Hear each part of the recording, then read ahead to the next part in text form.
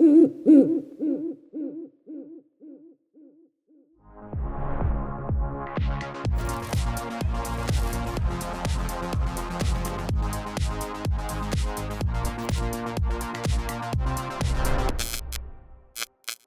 here at Cultura Media for another sit down, and the business of the day today is in the construction space. Not your traditional 9 to 5, something that does not sleep much. And with me, I have Oscar Morejon, president and founder of John Bell Construction. I'm excited for this conversation to see what insight we can provide. And Oscar, thanks for taking the time. I know you're busy and you had a busy day yesterday. Yeah. So thanks for taking the time and being here. Let's go ahead and start with predominantly for the listeners. And by the way, this is a stranger episode. I just met Oscar 15 seconds ago. So for the listeners and myself, what does Oscar in high school look like, right? If we were to go back in junior year of high school, what does that look like? So junior year of high school, I was a baseball player. Baseball was life, like they said in the Sandlot. All right, so sports. So a lot of sports, friends, going out, hanging out. School wasn't really my main priority. The homework and all that was it. My biggest focus was having fun, working out, being with my boys, playing baseball, and I also had a small business back in the day. Okay. I had a pressure cleaning company. When I was 15 and I was turning 16, my dad needed to give me a car. So I said, "Hey, Dad, can you give me a car?" He says, "No, I'm gonna buy you a Ferrari." Nice. And I said, "No, Dad, I don't need a Ferrari." And he's like, "No, I'm gonna buy you a Ferrari." So he went the next day. He went to Sears. He bought me a pressure cleaner. Okay. And he put the pressure cleaner on my desk there at the house. He said, "You can pressure clean enough houses. You can buy whatever car you want, including a Ferrari." Genius. So we made little business cards that I still have to today. And then after school, I would pressure clean. I'd be a handyman. I'd do whatever I could, paint somebody's house, pressure clean their sidewalk, pressure clean their roof. And that's kind of awesome. like how I made money during high school. So I had the handyman business. Were they Microsoft Word business cards? No, they were the Vistaprint ones. Oh, okay. Yeah. And I had Bryan Herrera Enterprises that my dad made me when I was like in middle school también. Wow. Mine was called OM Enterprises. There you go. So now we had the little enterprise going, and I really loved that side of the business because it was very easy for me to do it. I knew exactly what I was actually doing. It was pretty handy. But that was my life, just kind of a little lost, to be honest with you. Okay. And I didn't know exactly what I wanted to do. Was there awareness of the lost, or was it normal because that's all you knew? I think everybody kind of knows when they're a little lost, even when you don't you don't recognize it. Sure. And you're like in it. There's always like that gut instinct in you that you kind of maybe like shy away, or you tuck something into a corner, pretend like it doesn't exist. But I don't think I fully understood the magnitude of what I was into and what I was doing and how that was impeding into my future career. Sure. And what steps you were taking towards that, right? And in regards to those steps, steps away. Away, correct. In those high school days, was there any construction interest?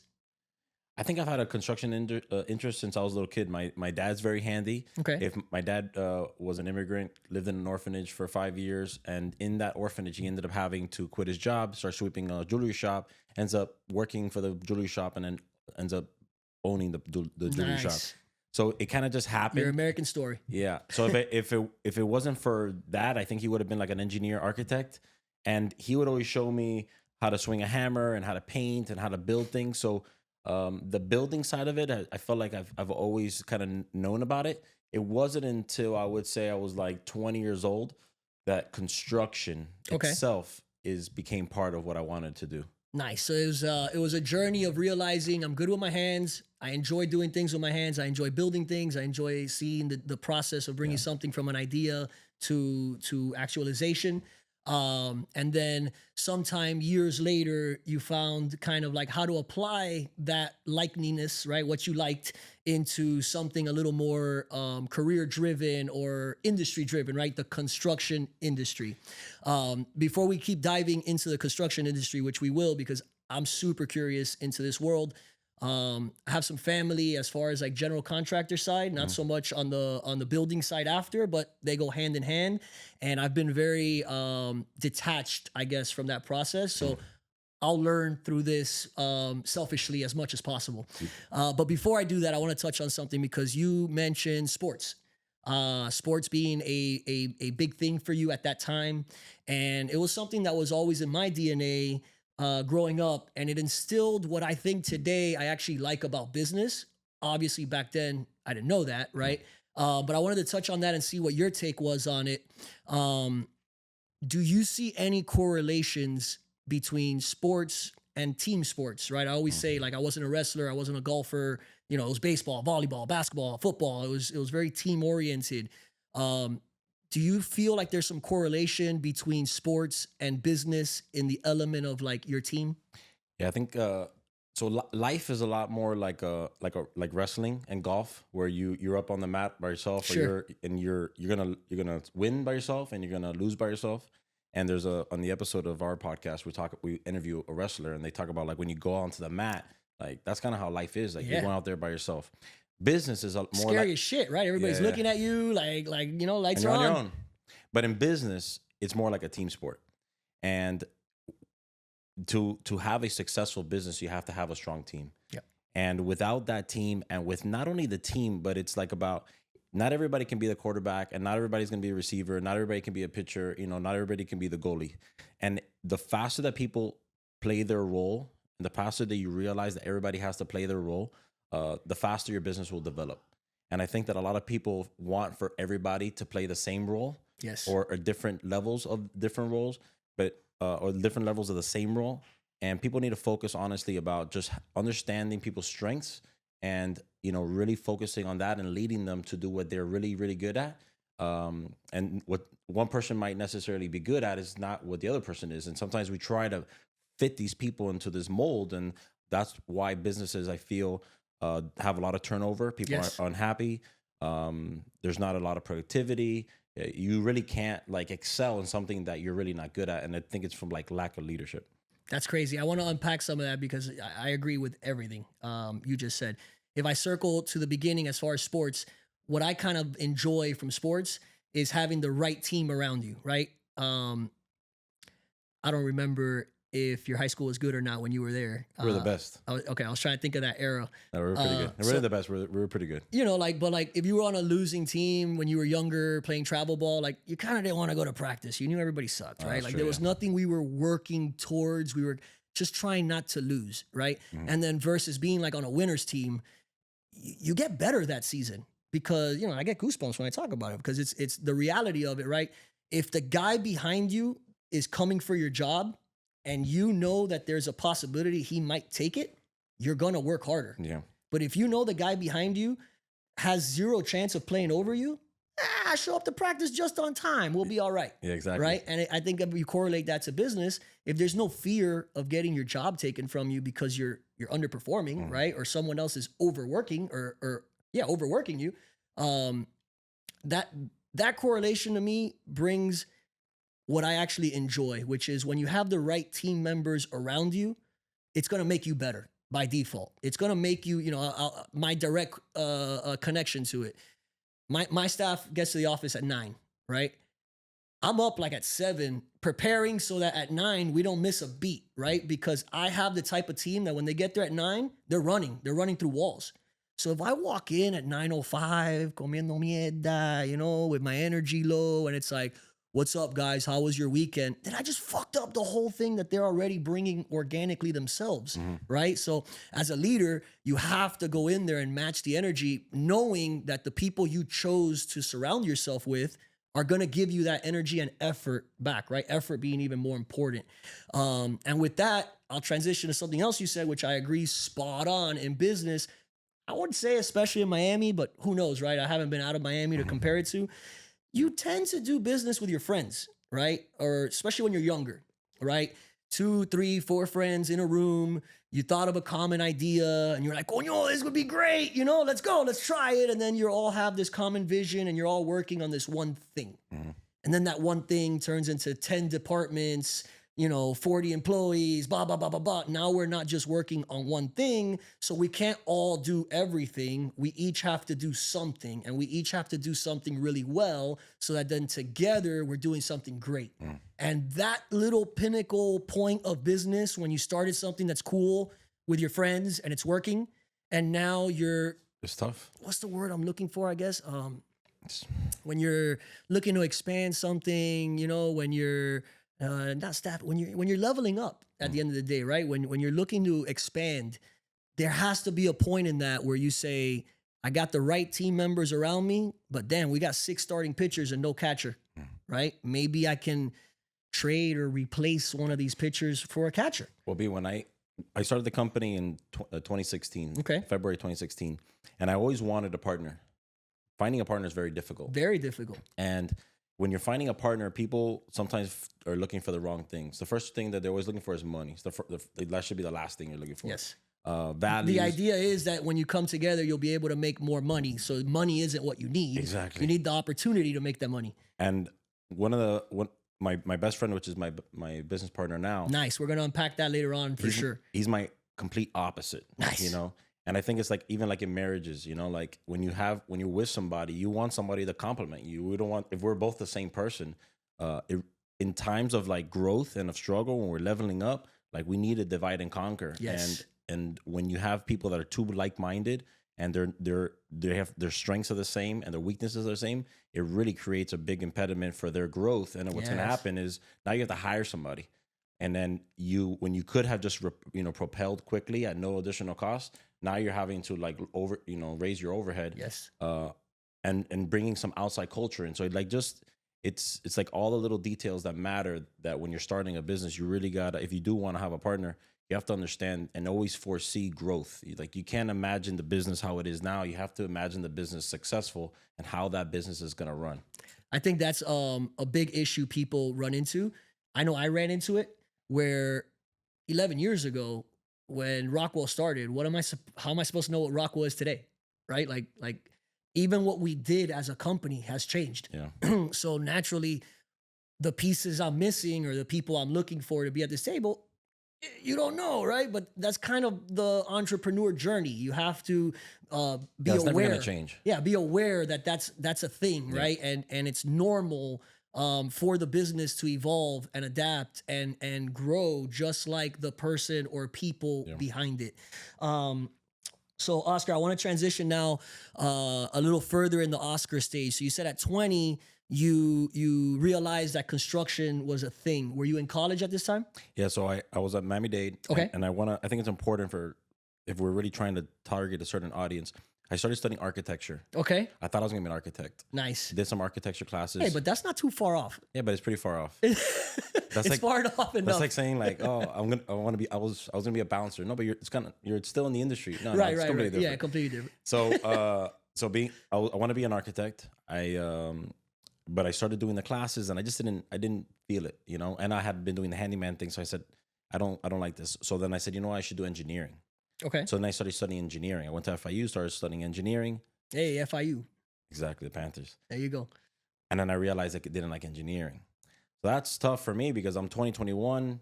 I had already exhausted all of my Florida prepaid. Now I'm paying for school myself. I'm switching majors.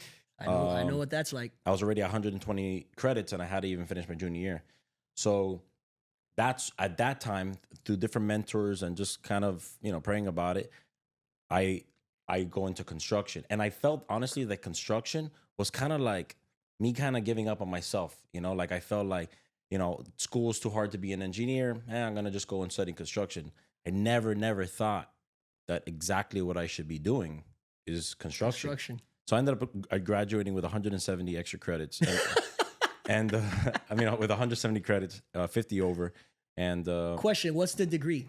Is it a construction degree? Construction management. Construction management. Okay, so that's a thing. I didn't even know that. Bachelor's in construction management, School of Construction. What other degrees would be in this lane? Like if people were interested in, working with their hands and being in the construction side of things, right? Because correct me if I'm wrong, the architect is kind of like you're creating the plan for the guy to go get his hands, right? Versus the architect essentially is the quarterback or the general contractor on the design side. So they design something, how it looks, the floor, the space, the ceiling height, where the door, everything. And then engineers design that. They tell you where the electrical is going to go, where the Got plumbing's it. going to go, and then but Yeah, architects, so you didn't like that because it was mostly computer, nothing with hands, and you weren't you're building behind a the desk. shit. You were just looking what the build could look like. So then what us as because I'm a general contractor, us as contractors, construction managers, we get the plans that are already designed, and we just literally building what the plans tell us to do. That's great. So you're getting the architect's plan and running the play. Yeah, The exactly. quarterback's calling the play, and then you're the starting receiver saying, all right, bro, let's go fucking score this shit. Let's do it. Yeah. Okay, another selfish question.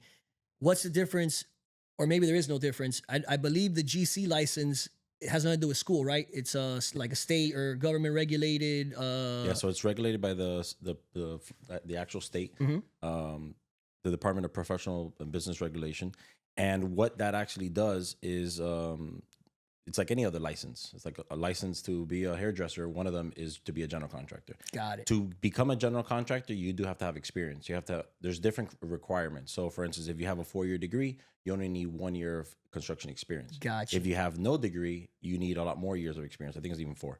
So, But you could become a general contractor become with a zero college schooling. Yeah, you do not need. Amazing. It's very different than an architect, a nurse, doctor, lawyer, accountant. You know, I don't consider myself a professional. You know, some people say, "Oh, you got." No, I'm not. I don't. I feel a professional is somebody that has to go to school for you to be able to earn your certification or your license. General contractors and like that. It's actually one of the biggest issues that we have as general contractors in the city is that the way that you can get a license is way too easy. That's why the stigma on general contractors is so poorly, is because they're not regulated enough. I think that we should regulate them to the highest extent and require them to go to school, to get a certain amount of hours, and then pass a test. And the test is not even, it's not that difficult, but it's also not that easy. Right. But it's kind of like the real estate exam versus whatever comes after that, your broker exam or something that like your real estate, everybody passes, but the other one, you better study for a while, you know? So I think but you do not need to go to school to have a general contractor's license, though. That's great. So you went to school, construction management, knew what you wanted to do. Now you needed that GC license to kind of apply it? No. So I studied. I didn't have my license. When I graduated, I started working for a company called Suffolk Construction. Okay. They're the one that built the Hard Rock Hotel. They've done a lot of big things in the United States, probably one of the biggest construction companies in the United States. They're out of Boston. And they gave me an opportunity to be an intern. Okay. So I went, literally doing everything that nobody wanted to do. And learning. So I went to the first day, and I went to every single person, and I said, "Hey, B, nice to meet you. My name's Oscar. What do you do here? Oh, I'm this is what I do. Oh, perfect. What is it that you hate to do? Oh man, I hate to do this. Okay, perfect. I'm gonna do it for you now." Nice. And I went to every single person, and then that's how I learned, everybody's job. Do you think, obviously not doctor, attorney, but in every other field, do you think that that's the route? I think that people would you advise younger listeners out there, go get in the fucking field?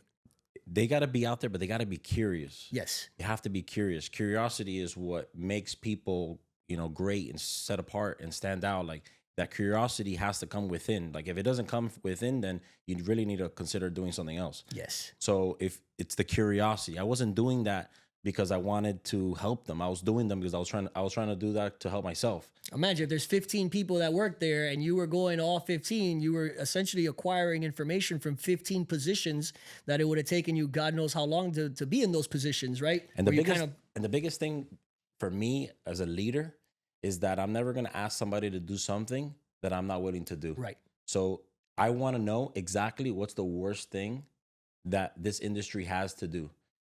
Maybe it's we'll have a podcast. What is the hardest thing? Doing the graphics, doing the editing, setting it up. Then I want to do that, because when I become a leader and I tell somebody to do that, number one, I can do it better than them, or I can show them how to do it, and they can never say that I'm not willing to do something that I told them to do. So that curiosity is what kids and anybody really needs in anything. Not only in kids. Somebody called me a little while ago that they want to get a GC license, and how can I help them? And I told them, the same thing. You're doing it already. Just be curious. Keep asking.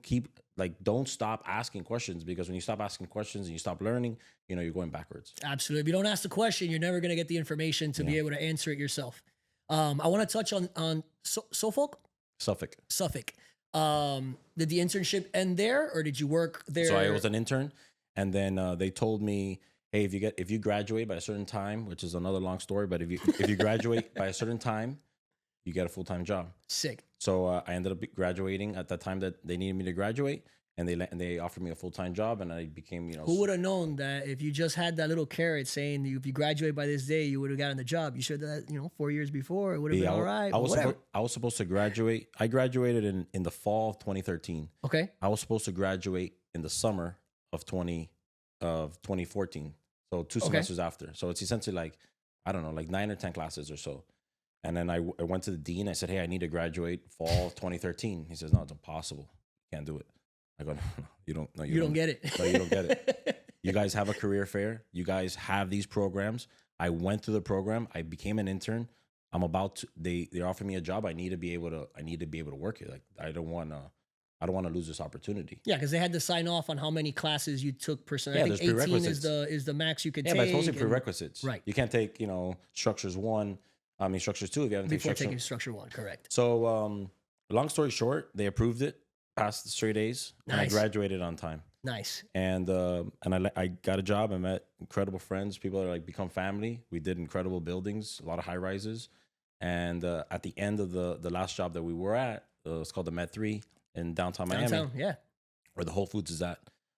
We brought that, from 40 feet underground. Holy shit. Up to the 35th floor, 2 buildings, 460 apartments, 10-story garage, a 12-story garage, and a Whole Foods, and a basement. So I only know that building because I was looking at it a couple of years ago. I was working in downtown. I was like, what if I moved to downtown? And thank God I didn't with the traffic. Yeah. But I moved to the Gables. Best thing I did. So the job ends, and then I told my wife, I said, listen, I think that we should probably start a company. She's like, we had just gotten married. We had $2,000 in the bank. Nice. And our rent was like $1,800. So I told her, listen, I don't know if I've told you this before, but I used to have like a little business before. And I think that with everything that I studied and everything that I've done for the last 4 or 5 years as a superintendent, like I know that we can have a company, and there's not a lot of good GCs in the city, like people who are reliable, that are honest, that they show up on time, professional, safe, provide good value. It really doesn't exist enough. And we created a company called John Bell Construction. 2016, you said, right? 2016. We're gonna be 9 now. So that's like 3 years after you graduated, more or less. Yes, more or menos. I'm doing math in my head. Yeah. Could be on or off. Yeah. So 3 years after I graduate. And you were at Suffolk for a year, you said? 5 years. 5 years. Holy shit. Okay, so it's a lot of experience, a lot of knowledge. You felt at that point like, I'm not jumping out of a plane. I know what I'm doing, and yes, it might be challenging and difficult, but it's you kind of got rid of the unknown, right? Where it's like, all right, I know how a building goes up now. Can I lead this project? Yeah. At the end of the day, people ask me, how much money do you have saved? $2,000. Right. Do you have any work? No. Do you have a logo? No. Do you have an office? You're in entrepreneur. Yeah. Do you have a logo? No. Do you have an office? No. Do you have employees? No. Do you have any work upcoming? No. So what are you gonna do? Figure it out. I'm gonna figure it out. I know that the most important thing that we have was we were called to do it. We really feel that we were set apart for what we were doing. And it's something that we prayed a lot about. We felt like we weren't gonna fail. We already knew exactly what we're gonna do. We just gotta kind of do it. You just gotta do it. Yeah. So the plan was there. You just gotta go through it. The plan was there, and the plan was able to be built because the experience was there, and the experience was there because you started asking questions years before that. Yeah. So there's your process. Ask questions, figure out what the best plan for you is, create that plan, and then go execute it. But somewhere along the way, make sure you have enough knowledge and experience to be able to execute it. Because I think that's a mistake entrepreneurs make all the time. Oh, I know everything. I know everything, bro. This industry, I've been in it for 14 days. This shit looks easy. Let me go start my own company and go hire 74 people and call it a day.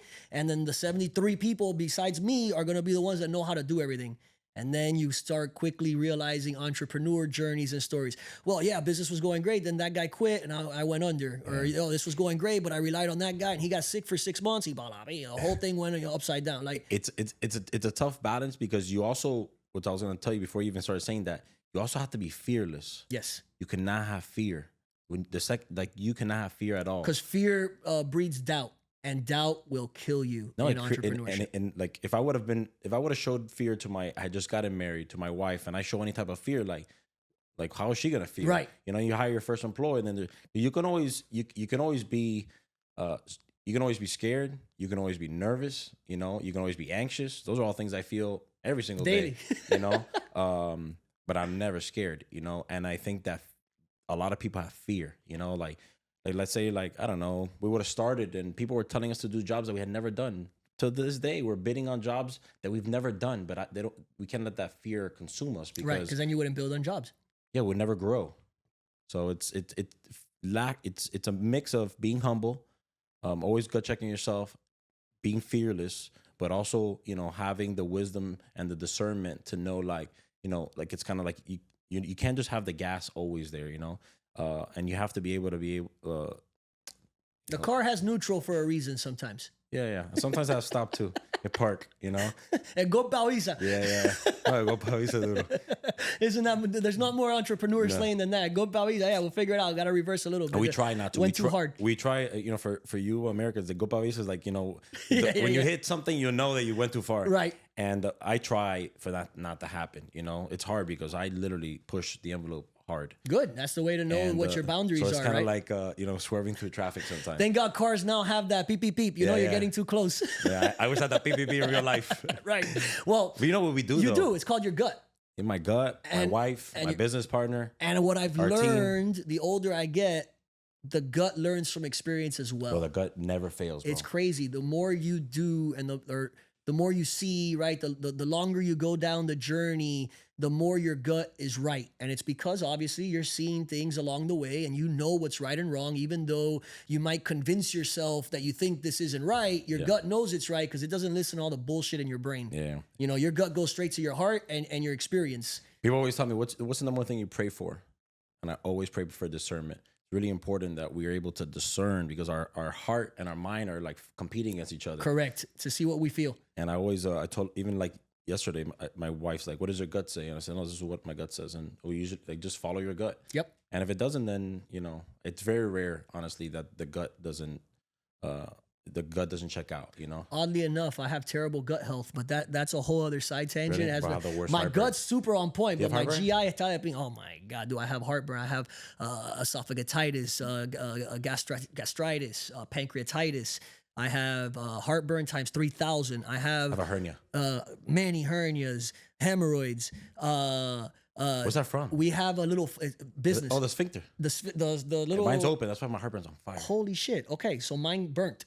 I don't have one. Oh, There's no, perfect. you know, That's like good. if a toilet has the flapper to make the water not come up, The hood went off the truck. there's no rubber flapper. It's burnt.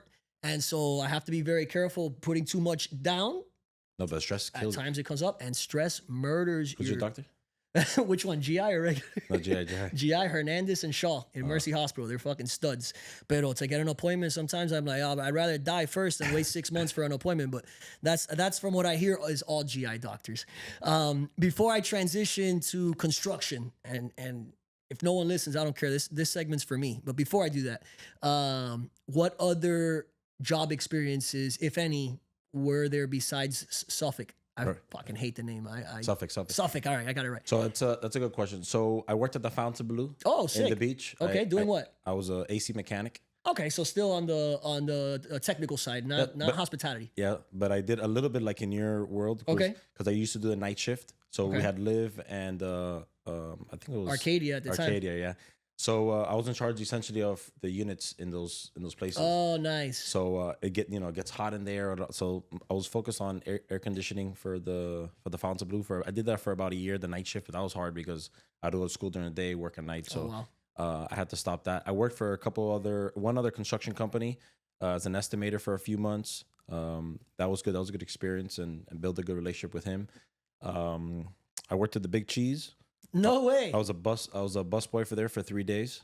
Nice. How'd that go? They fired me. Nice. Which was bullshit, honestly. He says I was stealing tips. They're yours. What do you mean? Stealing tips? Well, they're stealing tips from the server.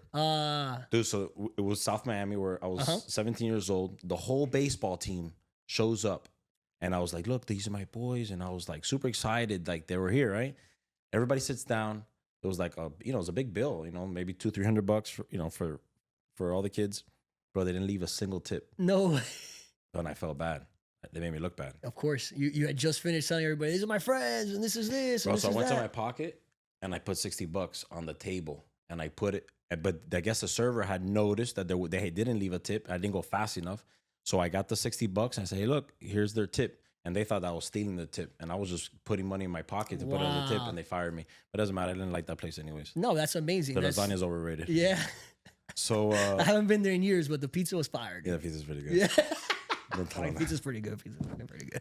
That's pretty much it. I worked there. I worked for another construction company, and I did a lot of the handyman. That was like my bread and butter, like pressure cleaning roofs. I started renovating houses. I started really doing more work until I realized, you know, I want to have insurance. I want to have a license. I want to learn how to do this the right way. And that's why I went and started working at Suffolk. It's amazing because that's what takes you to the next level of actually making it a business versus you work for yourself, but now you work for a business that one day other people can work for. And today, you know, there's numerous people working now for John Bell. I wanted to ask before we go ahead and transition. You seem to be like somebody that I would go ahead and even give you the credit of being prepared, but let's just bare minimum likes to be prepared, right? Can you go ahead and share? I'm big on being prepared. All right. I'm the type of person that believes you need to be prepared at all times for what's to come, not let me figure out what's to come so then I can prepare. There's none of that, right? Because by the time you go to prepare, you missed it, right? The ball's gone. Yeah, you just got to go on your cuff. You go, and then, oh, well, what the hell? How come that other guy got this opportunity and not me? Well, the other guy got a call and was ready, and you had to tell him you were going to call him back to see if it's possible. Yeah. Right. So, speaking on that preparation, do you want to share, or do you have a situation that comes to mind that you want to share that says, "Coño, yeah, I was given this opportunity, and thankfully I was prepared, and XYZ happened," or, you know, this opportunity came and I learned real quick that XYZ didn't happen because I wasn't prepared, right? Like, is there some type of story to share in that realm? I'm big on, like you said, I'm very big on preparing. You know, construction is 99% preparation and 1% execution. My first boss told me, he's like, you got to remember the 6 P's. You know, prior planning prevents piss poor performance. Nice. So if you can plan anything in construction, that's the most difficult part of actually executing it. Logistics, people, just that's what is the hardest thing about, other than babysitting. Yeah, that's every industry that requires other people, unfortunately. So I'm gonna say that it's a balance. Running a business is like anything in life, but running a business is big on balance, you know, because you can, like you're saying, you can be prepared and you can always prepare, but there's some instances that somebody gives you a shot, they give you a call, like you have to react instantly. Yes. So what are things that you can do to prepare? Number one is have a good team. Start building a team. I always believe in always having the team before we have the opportunity. People always tell me when I was engaged, what's your biggest prayer? And I said, before I was engaged, or even before I even met my wife, they would ask me, what's your biggest prayer right now? And I said, my biggest prayer is that I can prepare to be the man of the wife or the woman that I'm going to meet. Because what happens is that we focus so much on like trying to get the girl, right, and we're not focused on becoming the man that we need to be for that girl. For the girl we want. And a lot of it has to do is also in business. How can we do that? You know, set up a good software, get the right tools, learn things, get the right uniforms, get the right branding, like have everything that you need so that when the opportunity does present itself, the train starts to move quickly. A lot of people, they don't put themselves in a position to succeed. You know, what do? They may have the wrong insurance. They might have the wrong qualifications. They don't want to, buy the bigger truck. I'm going to buy the cheap tool instead of buying the more expensive tool. Everything that we do here, we try to do it to the best of our ability from the beginning. So that doesn't limit our growth. Sure. That's the small truck. Now this big job comes about, and I gotta either buy a new truck or I gotta rent it. And bro, you know what? The truck I need, it's not available to rent. Yo, my bad, man. I'm not gonna be able to take this job. I can't deliver on it. And you have to have faith. If you already have faith to be able to start the company, then you have to have faith in everything that it takes to run the company. So even like our office, when we got our office office was 10 times bigger than we needed it to be. Right. Now we don't fit in it. What do I do with all this space? Yeah, but now we don't fit in it. But if we had gotten an office that met our capacity, we wouldn't be able to be where we're at now. Right. So that's things that we can do to be able to plan ahead. At least being a business owner is trying to foresee growth You can't, if you don't foresee growth and you don't see yourself growing, I'm telling you, you should not be in business. You need to grow. Everybody needs to grow. If you're not growing, you're dying. I've been hearing that from my dad since I was born. And sometimes people think that, like right now, let's say we do $20 million worth a year of work. Let's just say, right? We cannot do $20 million worth of work next year. Cannot do that. If we stay the same, we're actually like we're dying. Like Yes. we're not getting better. Yes. Because just the actual inflation, just the economy You grows. got to account for it. So we need to continue to grow. So being able to see that in advance, I think is massive. And one thing that I think that we do really, really well compared to other companies in our industry is that we hire proactively and we hire planning for the future. What does that mean? Well, a lot of people say, oh, look, we just landed this big restaurant and this club. Hey, now let's find a superintendent and this project manager that are specified in clubs. So what you do, you bring somebody, you hire somebody, you overpay for them. Right. You bring them into a culture that they're not a part of. It doesn't exist. You throw them into it. You throw them into your culture. They can't blend because they immediately go to the job site. So they're like this like lone wolf out there, and they're representing you on the field, and they don't know anything about you. They weren't there last night in that bus. Right. So what do? Is we overstaff. We are always ready for the next opportunity because the opportunity is going to come. I guarantee you it's going to come. So when the opportunity does come, that person's already on the bench, and then just hey, if you're doing the workload the way you're supposed to, and you're giving good business, the referrals are coming, the growth is coming. So you got to prepare for it. That's important. And I'm so glad you touched on it the way you did, in the sense of, yeah, everybody can say I'm prepared, right? I'm prepared. I'm going to the gym. Look, I got shoes on. But are you prepared by doing research for the best shoe, or are you prepared by having a pair of shoes? Because that's different type of preparation. Are you prepared to play the game, or are you prepared to win the game? Those are two different types of preparation. And preparing for growth is you're preparing to win the game. You're not preparing to show up and play, right? These participation trophies are not for business. If you are playing to participate, no, but it's go not. do something else. It's not even. It's like not even being a good steward because these people are working for you. These people have families, so you need to be like you need to be better than anybody, Yes. and your mind needs to be clearer than everybody. And I think that there's a lot. The most successful businesses can see like years in advance.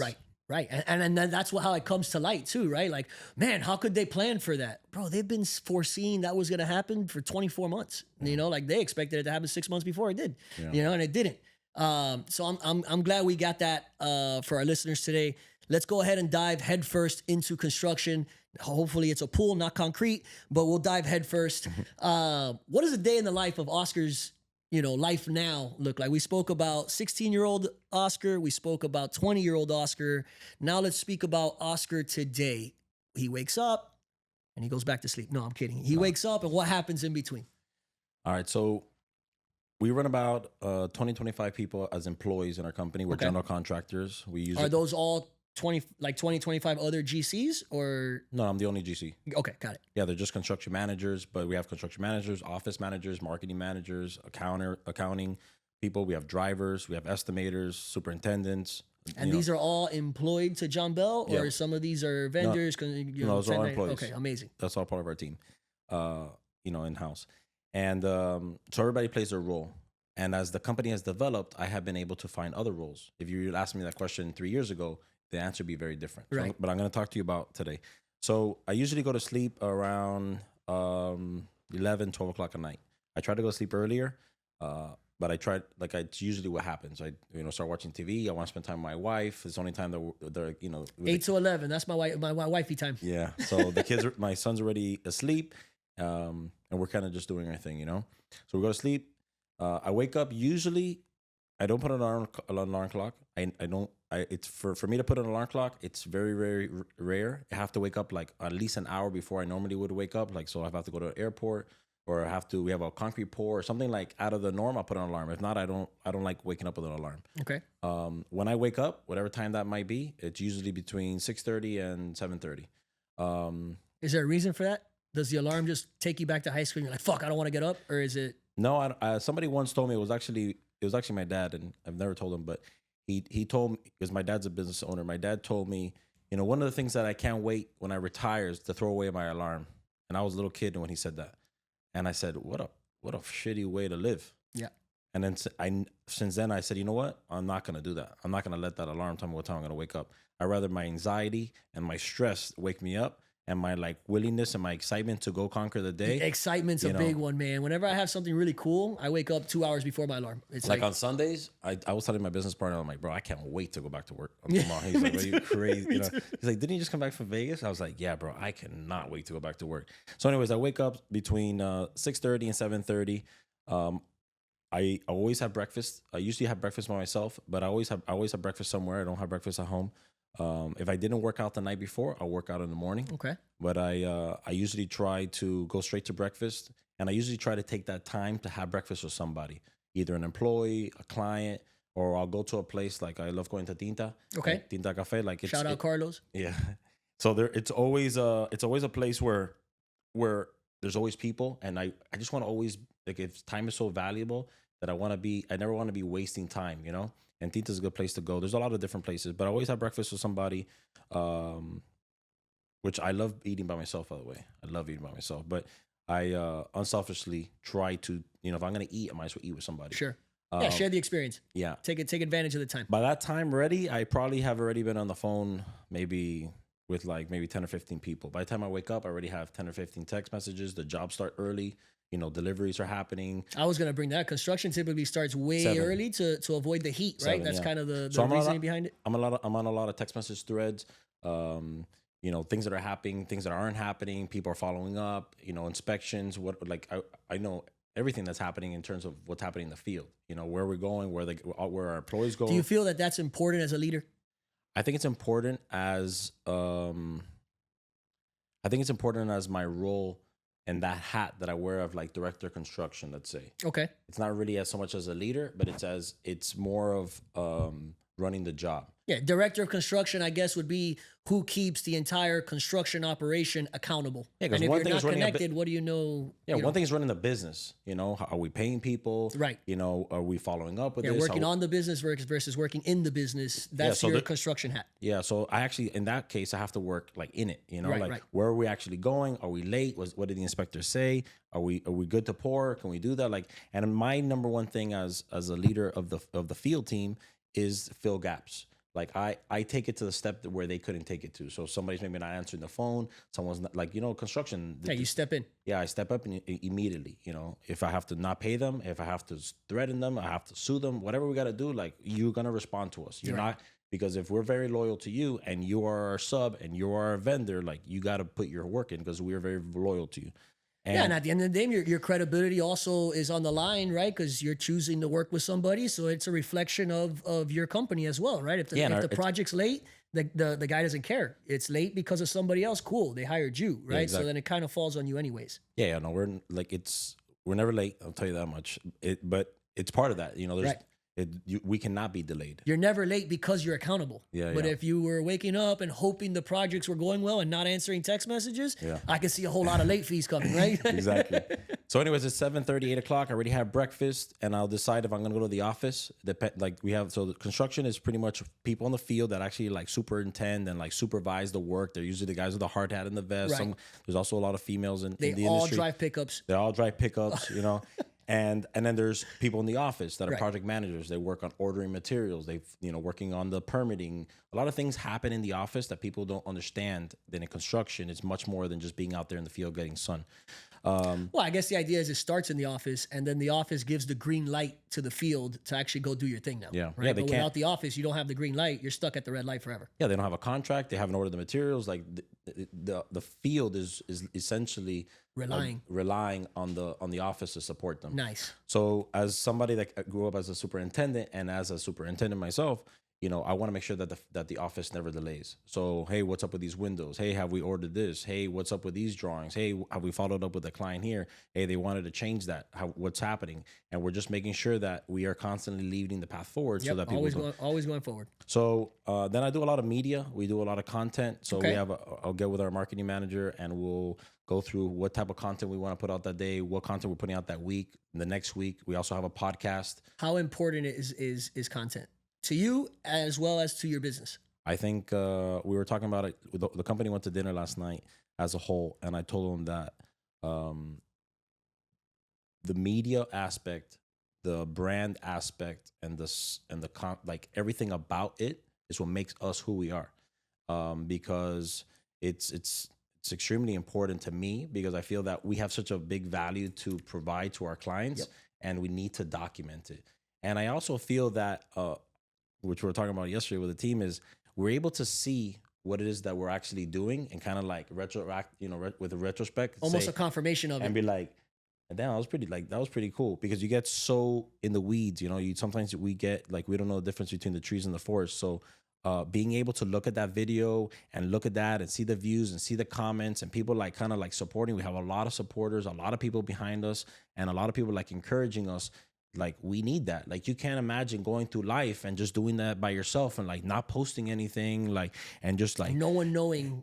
and like, oh, like I know that that's a lot of people are like that, but I rather not be like that. I rather. Does work come from it?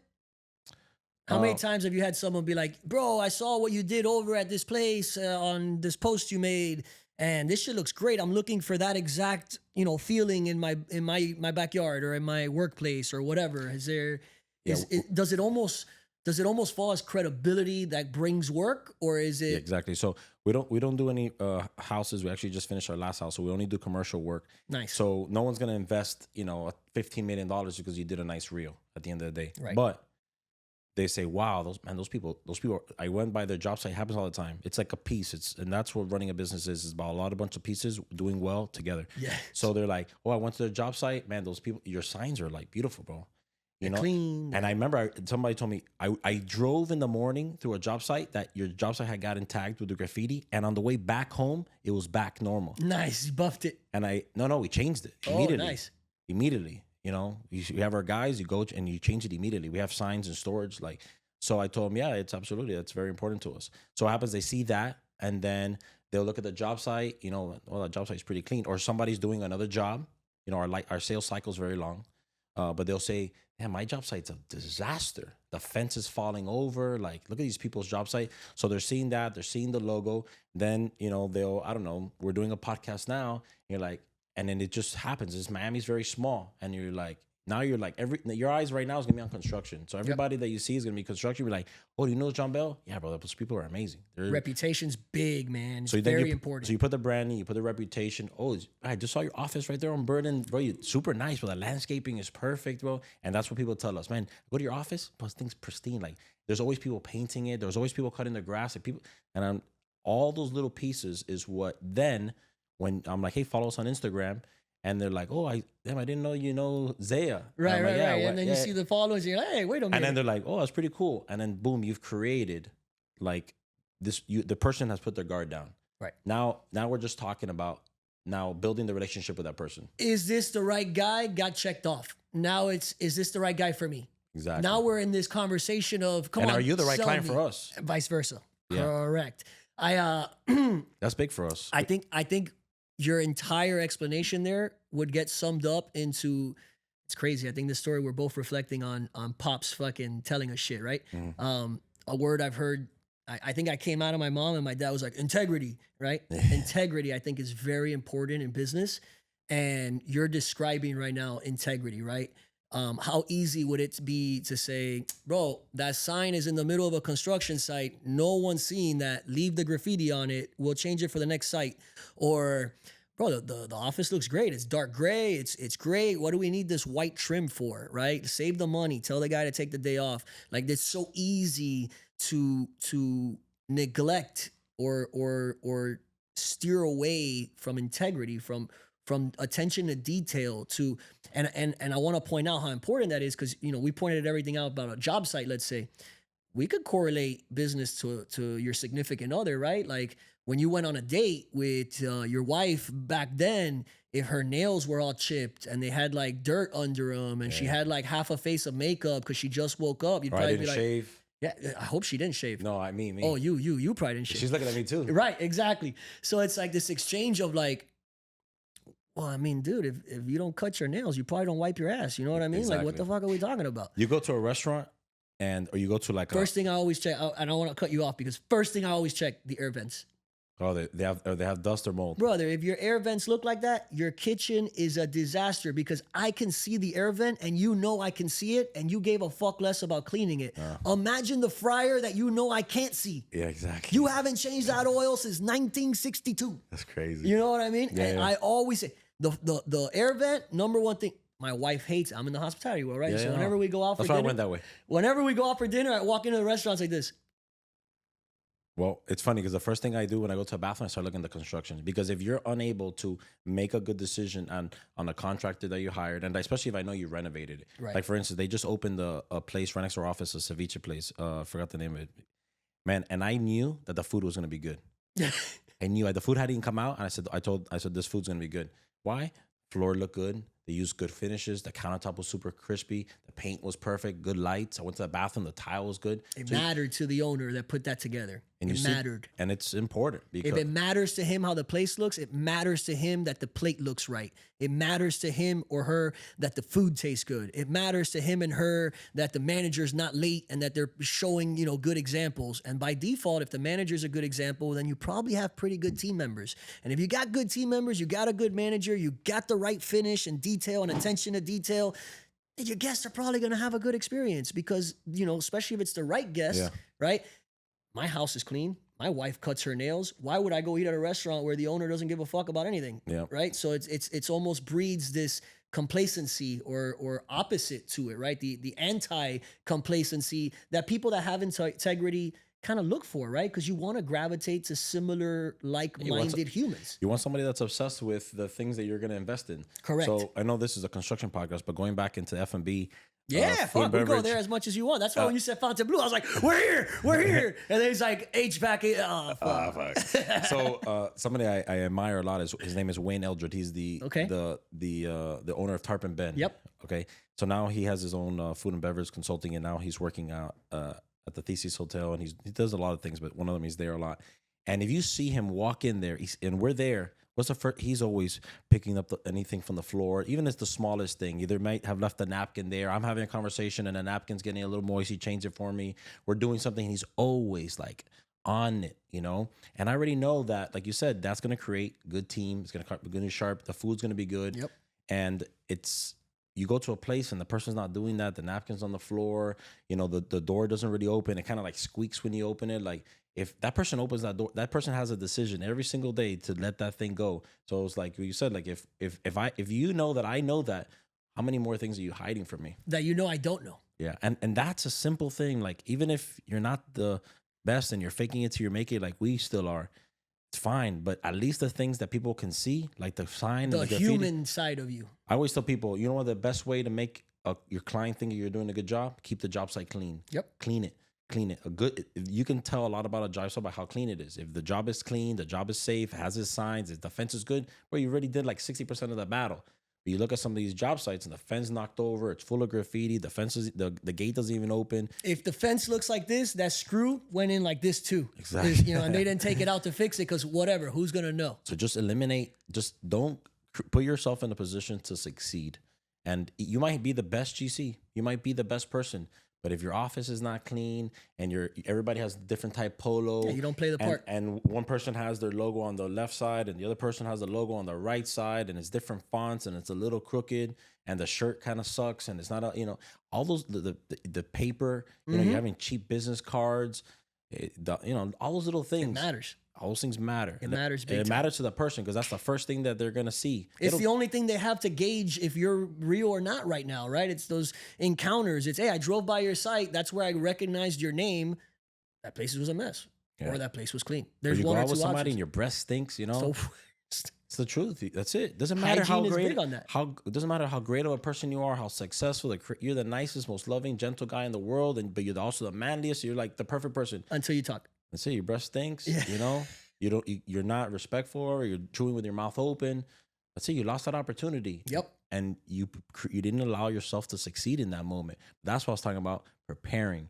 Let's say I always chew with my mouth open too, but that's something that I'm like working on. Like it's something that you're cognizant of. So And you're conscious when you're in front of someone now as well. Like, oh, okay, this is one thing that I can work on. And I wanted to touch on that when we were speaking about preparing, and I didn't, and you just kind of brought it back full circle. I think there's times in business, right, especially when you first start, We're like, bro, like I just don't have the work. Like, what else can I do to prepare? I'm ready. Like, I just don't have that first contract yet. I don't have that first client yet, right? And so many people don't take what you just said into account, right? Like, oh, you're ready for that client? Awesome. Are you in shape? Do you work out, your brain, right? Are you meditating? If you're a man of prayer, are you praying?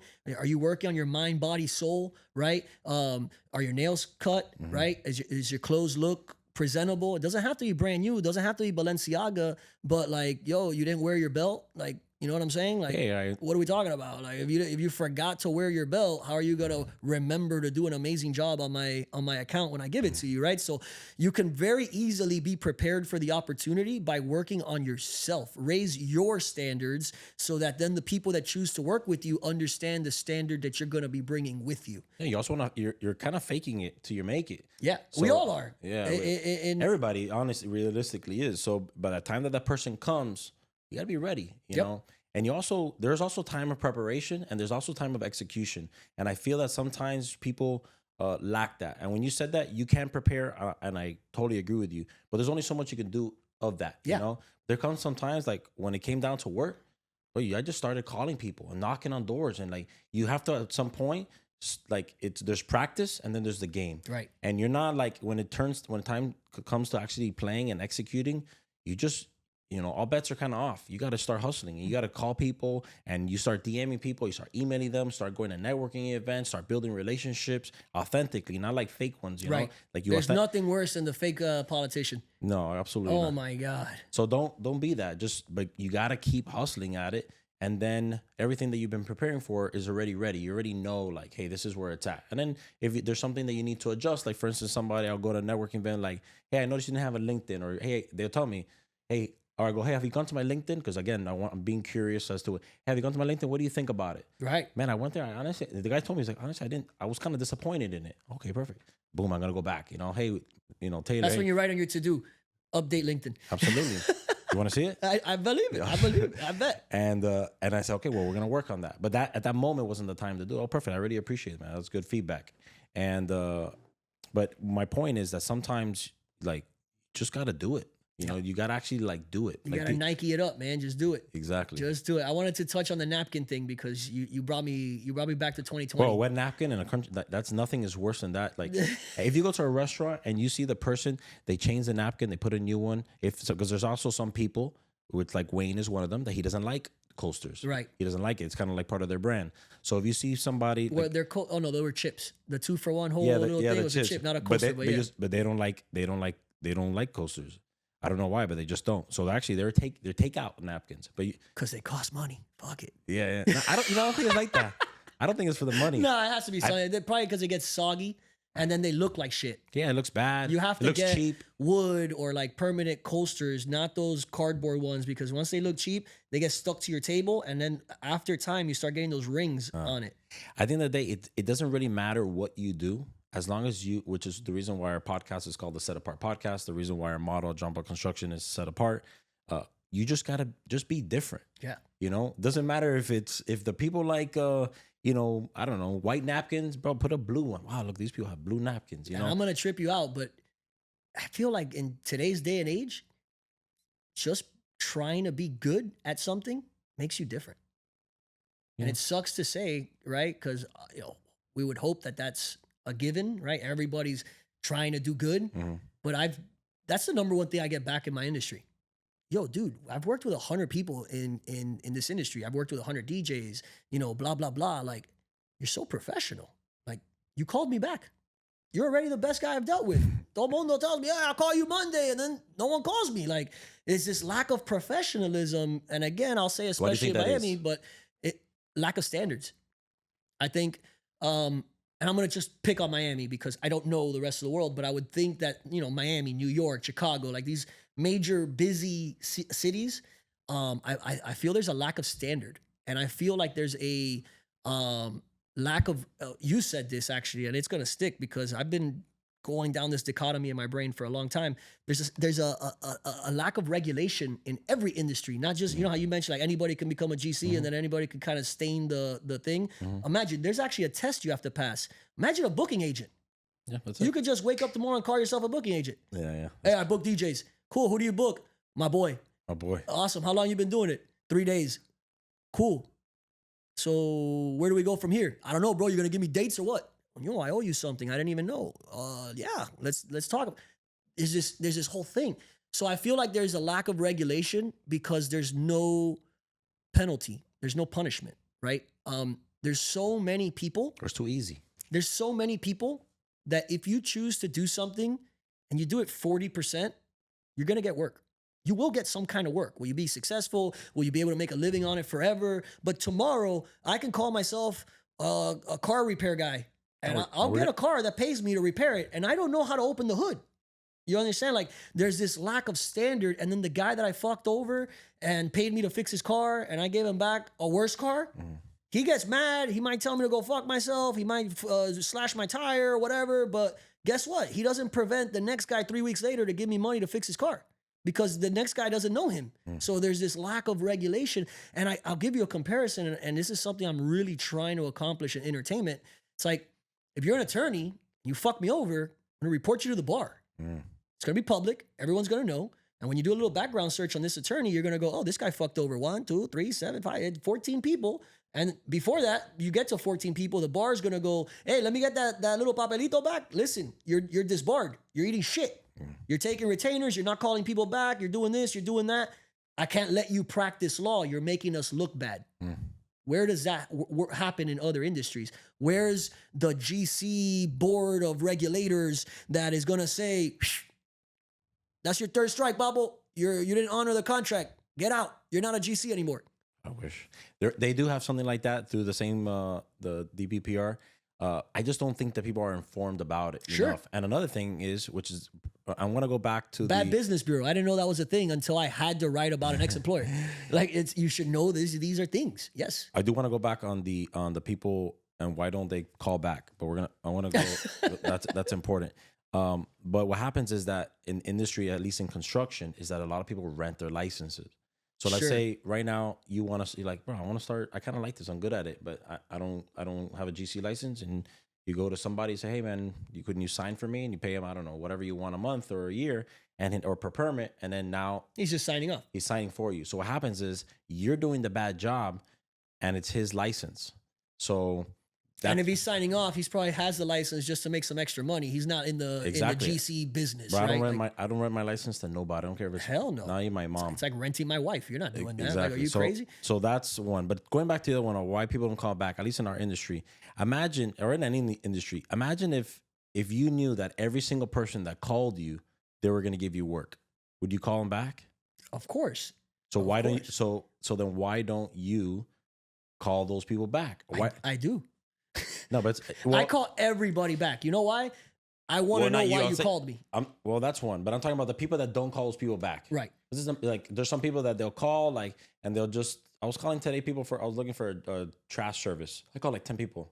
Like 3 people call me back, 4 people call me back. And I'm gonna assume you called 10 trash services. Yeah. It's not like you called a I called pediatrician and you're like, oh, yeah, you want to? No, I called the 10 trash services. 3 people call me back. That's crazy. Long story short, the problem is that clients are also, and people, consumers, us in other markets, are also very informal. You know, how many times have you called somebody and you're like, hey, do you have a table for 4 available? You're like, yeah. And you're like, okay, perfect. Yeah, I'm on my way. And you never were going to go there. In our industry, what happens is people call, we give them a price, we give them an estimate, we waste a lot of time. Sure. They never call us back. That job was never ours. They just wanted to compare ours to somebody else's. 100%. They wanted like 3 prices. So what happens is you start getting burned and you start getting screwed over, start wasting a lot of money, start wasting a lot of time. People lie to you. And then now what happens is, because I call everybody back, but I don't pursue all opportunities the same. But that's different. Yeah. I can call you back, and when you tell me what you're looking for, I can say, hey, you know what? I don't think this is a right match, or maybe a right fit for both parties, right? It could be or one or the other. And there's nothing wrong with that. But keep my number, because 6 months from now, your uncle might give you $100 million and you might want to build a fucking condo building, and that would work for me. Yeah. So please give me a call back. And by the way, I have a buddy, Manuel. He just got his GC license. I think he'd be more fit for something like this. You want me to put you in a group chat? Resolvite. You looked out for the guy. Yeah, I get these all the time too. Like, and I'll tie it into the DJ world. I'll get these calls. Hey, what's up? Is this Rockwell Talent? Yeah. What's up? Hey, my daughter is getting married, and we need a DJ. Okay, we can help you with that. What are the details of the event? Bueno, I don't really know all the details, but listen, I called another DJ and he gave me a quote of 300. Will you be able to beat that? If that's how we're starting, you called the wrong person. We're here to deliver quality standards and an amazing experience to your daughter's wedding. If we're leading with price, that's not what you're looking for. You're looking for the cheapest option. Here, let me connect you with so-and-so. He does cheap events. He's 10 years younger. He has 15 years less experience, but the guy's good. Here you go. How do you feel about recommending people? Because you just talked about recommending somebody, and I don't recommend anybody. So I have an ecosystem built out specifically for recommending. And this is like the anti-Bryan's bullshit list. If you're on my bullshit list, I spend a lot of my day telling people how much of bullshit you are, because I think it's important. I don't want someone else to have to find out your bullshit, right? I have no problem telling the truth. Now, I'm not going around gossiping. I'm not going around saying, but if you did me dirty, you could potentially do him dirty. I will tell you what he did to me so that you're aware. Now it's on you. Go do whatever you want. However, there's also other people, because I've been blessed to choose an industry that I chose since day one, right? At 16 was my first house party. And then that turned into working as a promoter. That turned into throwing my own parties. That turned into renting nightclubs. That turned into starting a DJ agency. That turned into going to school for hospitality management. That turned into being a manager at venues. That turned into opening venues, right? So like I've gone down that trajectory where 16, I'm 36. So there's 20 years of resources and ecosystem that has been built. I know who's who in my circle. You might be good, but I know what you stand for, and I don't want to recommend you because you might make me look bad. Your industry is very tight. My industry is not tight at all, but everyone knows everyone. Because I feel like it's the opposite of tight. Really? Yeah. In construction, there's so many people. You're like, hey, do you know? No, I don't know who that person is. So in the business side of entertainment, it's like that. But like in the DJ world, once you're a working DJ, let's say everybody kind of, you know the name at least. I've never met him, but I know exactly what you're talking about, right? Especially because of social media and certain things like that. But it goes back to like also like complementary things, right? I would never recommend another DJ in my price point that doesn't work with me, right? Because I'm not here to give you options. The options are the people I work, my team, and here are my options. But if I don't have something that fits for you, then that's where I recommend someone to complement either what we're doing for you or what we're not able to do for you. So I'll give you an example. We don't own or do anything when it comes to production side of things. Speakers, equipment, staging, draping, furniture, your traditional wedding stuff. none of that. None of that. On purpose. First reason, obvious reason, if you buy all this shit, you got to pay to store it somewhere. I don't want to get into that world where, now you're going to... You have a warehouse. Huge overhead, warehouse, not important. Also, equipment's always getting better.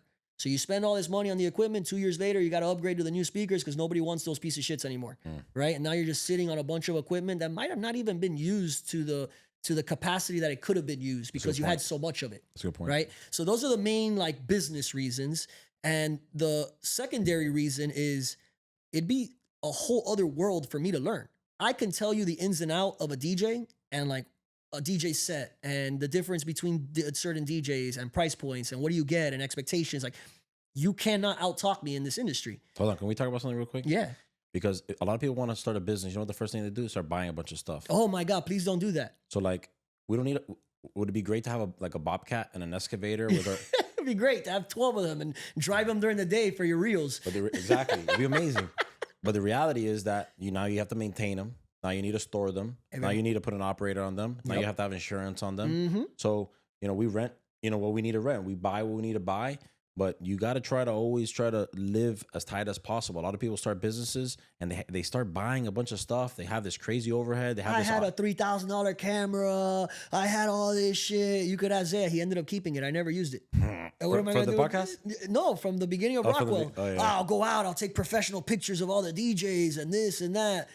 What's an SD card?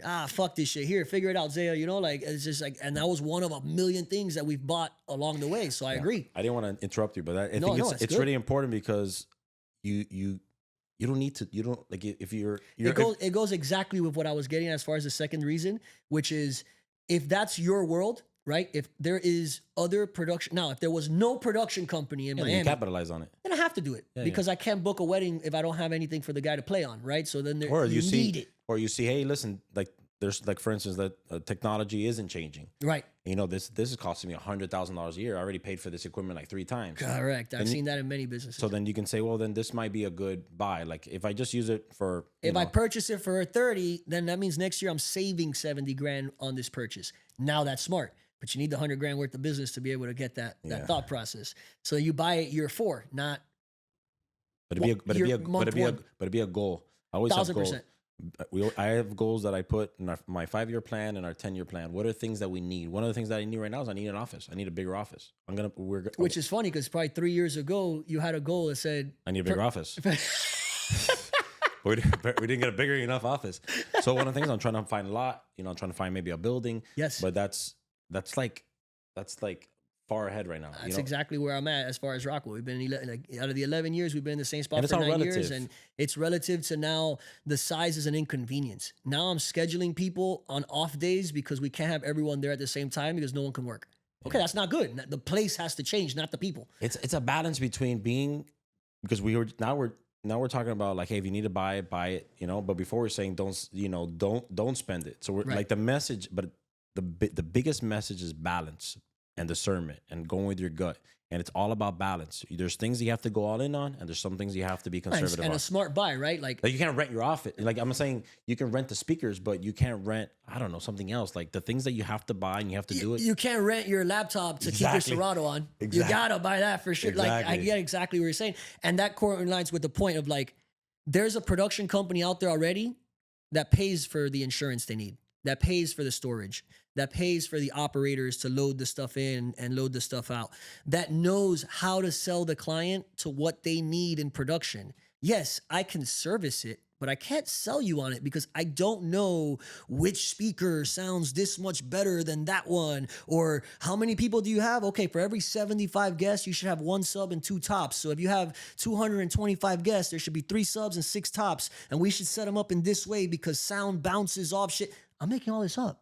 I don't fucking know what I'm talking about. But that's why people tell me. But the production company could come in here and what do we do? They're the experts. They're the experts. So what do I say? I don't say, hey, hit up this production company. I say, hey, we got DJ MK locked in for your wedding, X amount, tanto. Here's the contract for that. Now, I'm going to loop in our production company, the expert from our sister production company, and Pepito over here is going to make sure that all your production needs are met. Okay, and now Pepito gets on the call, and guess what? I'm recommending someone that is going to give that client the attention that we give, is going to deliver a product the way that we deliver it. I'm not going to recommend someone that does exactly what I do, but the complementing act of, okay, and then guess what? I get this.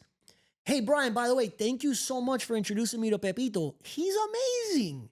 Right? He was so easy to talk to. I told him what I wanted. He sent me 3 options. We ended up doing the draping and the furniture with him too, which we didn't think we were going to, but amazing. And guess what? Anytime you recommend someone, I don't give a fuck what anyone tells you, there's a referral fee, right? Like there's always some type of a commission or a kickback. Not in an unethical way, in an ethical way. We're trying to grow together. We're trying to build together. Yeah. So you're helping me, I'm helping you along the way. Well, shit, I could have gone... I could have gotten the speakers and the equipment for $10 and made a percentage off that. But now, because you spoke to the client, she ended up spending $200 because of the drape and the furniture. Now I get a percentage on that. Yeah. A percentage on 200 is better than a percentage on 10, right? Yeah. And it's crazy because some industries, our industry, it works like that. It's a little bit frowned upon. I don't do that. What my best way is now, not that I don't like to say that they owe me, but we understand where the relationship is. We're working together. We have, the leverage changes a little bit. Sure.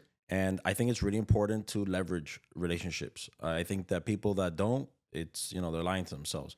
Again, you do it in a, it's kind of like when you go to network, you're in a networking event. You can't be like, you got to, legitimately want to talk to that person. Zay on the latest episode we dropped, when this airs, it won't be the latest, but he said, at a certain point, we were talking about politicking, right? Networking, politicking. And at a certain point, he was like, I realized that this would go a lot easier if who I was politicking with, I actually wanted to get to know, right? Like if I was trying to build a relationship with people, it was so much easier when it was with somebody that I actually wanted to build a relationship with. So I think that's important too, where like we're all faking it till we make it, but you don't have to fake the funk either. Like todo mundo no es pa ti, you know, like there's this element where in the beginning That's you a good almost point.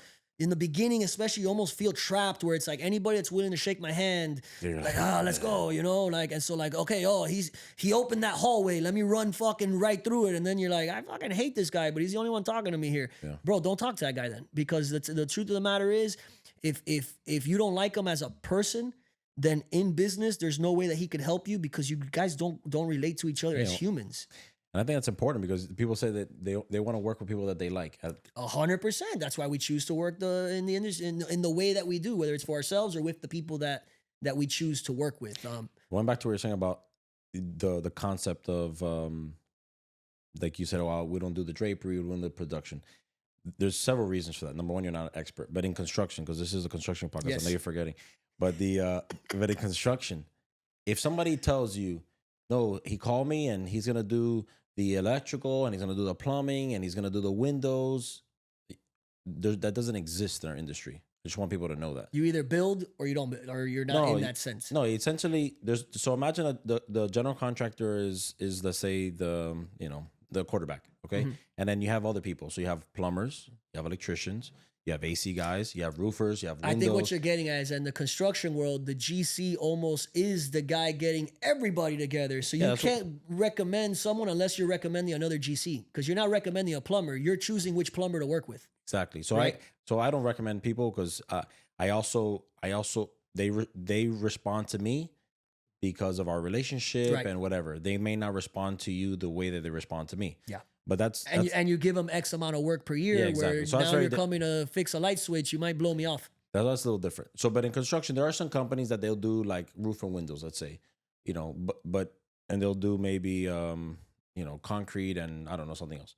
But just always be cautious when somebody tells you that they do a lot of things. It's like the jack of all trades and the master of none. It's in this industry, you want to always, if you can hire the guy to install the windows, then that's it. You do the guy that install the windows. You have the plastering guy. Don't have the plastering guy paint it, because the plastering guy is not going to paint it. He's going to hire somebody else to paint it, and then now that guy's making money on that. Which means the quality of the work has to go down, because it's not like they're going to pay the top premium paint. No, but that's the problem. They think that they'll say, well, I got a painter that charged me $2,000. I have a painter that charged me $2,000, but my stucco guy is charging me $2,300. But this guy's a super nice car. He's super wrapped, very professional. Why? Because all you're seeing is maybe the stucco side of it. So now what's happening is you think you're getting $2,300 more, and you feel like you're getting whatever, that 15% more of that value, and he's just the same as the other painters, and you had no control over it. Right. So sometimes the most expensive isn't always the best, like the cheapest isn't always the worst. It's usually that person that's in that 60 to 70% percentile, the cusp of like towards the right corner. That's probably your best bet. Question on not equipment. What am I looking for? The word I'm looking for when you buy stuff for a project. Materials. As far as materials, would you say that that's not accurate in materials? Like, that's not the right way to ask the question. How accurate would it be price to quality in the space of building materials? For example, I'll tell you, like a $7 toothpaste versus the 99-cent Colgate. So what's that $6 difference look in like? construction? Lo barato siempre sale caro. Okay. Always. You will never buy a $2 tile and it'd be better than the $5 tile. Never, Okay. ever. Unless there's other things like a discount or whatever. But no material. It's like it's got to be very rare. Like, I'm trying to think of one and I can't. That a more expensive material is going to be inferior than a cheaper product. So hype plays zero role in material. No, so if I'll give you the example, right? The T-shirt that gets printed Balenciaga on it. Mm-hmm. That T-shirt, if you buy it plain, $4. Yeah, but now they put this brand on it, so now it's like $400. Yeah, but construction's not like that, because there's no flex where it's like, oh, these are Manny's tiles. Coño, the guy's flexing. He's doing his thing, right? No, the only time that people flex are when you buy fixtures. So, like, for instance, like a plumbing fixture. You go to Ferguson, like down the road, there's that's super nice. Or there'll be like or light fixtures, plumbing fixtures and light fixtures. Those there is a little bit of hype to that. You're paying for the Kohler, you're paying for the, whatever fancy model. Might not be the best light, but looks really good. That's what you mean by that in those fixtures, right? No, That it's like it's no, not but a bad fixture, but it doesn't necessarily make it a better fixture than the other one. It just looks cooler. It just looks cooler. Aesthetics. It's probably a better light, but I don't know if it's worth the price point that you're paying for. Got you. But in certain, like for instance, like concrete, if you're buying concrete that costs $250 a yard rather than $150 a yard, that $250 a yard concrete is probably stronger, probably cures better, has better aggregates, probably going to be more consistent than the other one. The drywall, Which, am I right to say then that you need less of it? No, it's just the price per the same amount of quantity. Got you. Gets. I'm just thinking of like cheap paint versus good paint. Cheap paint, you got to do 6 layers. Good paint, you throw one on there and you're good. So paint's a good one. So a lot of people get, like for instance, like Sherwin-Williams and the Benjamin Moore. You go buy a gallon, it's like $100. I buy a gallon for $30. Okay. So there is that you're getting. Sherman himself. Yeah, exactly. He was on the podcast, and so Mr. Williams, you will get screwed. You like. That's what I'm saying. Like, lo barato siempre sale. They'll say, sale caro. They'll be like, no, I'm going to buy the paint and you just paint it. Right. And you think you're saving money and you're not. Like it's like that discernment. You got to go with, you can't be like an idiot too. Like you have to price out both options. Hey, how much would you charge it with materials? And then how much is my materials going to cost? But paint's a good one because you can buy a gallon of paint for $100 and I buy it for 30. It's the exact same gallon. But when we have it as a contractor that have a lot of accounts and we buy a lot of stuff, that's different. That's buying in bulk. We get the best price. So we already know, like, everybody's drywalls are around the same price. Everybody's metal framing is around the same price. Everybody's, Well, I guess the idea is that in your world, bidding is a thing. Like, there's going to be 5 bids from plumbers. So you're going to go with the best plumber. Yeah, and everybody's prices are usually the same. Because you can't be too crazy or you don't get picked ever. No, yeah. You always have to be in the range. If you're anywhere out of the spectrum, either on the high side or the low side, you're never going to get picked. You always have to be in that mix. What's the best way for someone listening that's in the workspace, maybe not as a GC, but as one of these individual tiers, right? Or spaces, plumbing, HVAC, electricity, etc. How do you find the range? What's like a good understanding the scope? So what happens is that people try to like oversell things, But like, what would be a good tactic to acquire that information? Like for just listening to me. Yeah, that too. Like when I want to know if the market's changing a little bit, I call. Fun fact, it's me. I call other wedding planning companies, and I'm like, hey, my sister Tiffany is doing her 15s. How much for a DJ for 5 hours, right? And then you basically get the range. If you call 7 event planners in Miami, then you kind of know what the range that they would charge for that service is. Is that a good tactic in your space? And if not, what's the better tactic? That's a tough thing for us because we can't do that. Somebody wants to build a $50 million, multifamily project. I can't say, hey, how much is a Right. How much is a so because it takes so long to put a price together. The person told you because it's easy to them. Hey, bro, it's $500. Yeah, it's cookie cutter. It's the same as the last call. But no job is the same. So you can say, oh, how much you charge per square foot? When somebody asks you that, I'd say like the back of your hairs, like as a contractor, go up. Like why do you want to know that? Like what's your MO? So the reality is, at least because the only MO you could have there is you want to compare to someone else's. You're trying to shop it out. Yeah, 100%. So they're trying to feel you out too. So I met somebody the other day, and they were like kind of interviewing me, and I already knew what they were like. I kind of understood what they were doing, so I was going along with it. They're saying, hey, if I do this and I do this, how much would it be? So I told them, I said, listen, there'll be this much per square foot. And then you could get into detail. And then their response is I'm watching the response. That's very important. You gotta yeah. You want to see how okay, boom. Then we can go on the next date. But if they're already kind of like that, like a little skittish, I said to me, the relationship's over. Like at that point, I'll be like, hey, whatever you need, reach out. You reach out. It's my card. Whatever you need, I'm here to help you. I'm here to support you. Look, follow us on Instagram. Now I'm going a different route because now if they got sticker shock, that's when our media and that's when our content has to kick into gear. Where they say, but that's the reason why they're charging. Do you love podcasts? I have a podcast. Hey, do you love politics? Bro, this is the guy I was with last night. Hey, what do you like? And then now you're using your relationships and now you're starting to fluff feathers because now you have to bring value to the number that I gave them. And usually that's how we bring work. They're like, like, hey, you're a little bit more than this guy, but man, I trust you, and I know you're gonna do a good job. And I coincidentally, I had dinner with the guy the other day, and that guy says that you're like the best. And you know each other and XYZ. So you have to, then that's the curiosity. Go on the Instagram, go on their LinkedIn, see who their mutual friends are, see who they're a part of, see what school they went to, what do they do. And then I start learning about them. And then I just start going that route. You like working out? I love working out. You love baseball? I love baseball. So you have kids? Well, how old are they? Hey, how is your wife? Look at mine. You look at mine. You know, so you're kind of like, and you're feeling people out. And then, because at the end of the day, the reason that I do that is you're building a relationship with them, but I'm also dating them. A lot of these people think that that they're interviewing me. I'm also interviewing them, because construction, you might have an event one night. Our event is 2 years. Right. Yeah. It's a process that I'm going to have to deal with you. So I'm going to have to deal with you for a long time. So I want to make sure that you have the money, that you're responsible, that you're a good person, that you're not a scumbag, you're not cheating on your wife. I want to know everything about you, because at the end of the day, if that's the person that you care about the most and you're treating them like shit, how are you going to treat me? How are you going to treat me? So but it's a game. You're playing chess here. But it's a balance too, because you're also not trying. You're getting to know the person. So running a business and being that entrepreneur thing, it's good, but you gotta have like a lot of like mada. Oh man, that word has been my my compass for a very long time. You said the word balance. What's your take on work-life balance? I don't think there's work-life balance. A business owner. I got in a fight with somebody this weekend, and he was getting mad at me because he says I was talking about work too much. I go, bro, you own a business.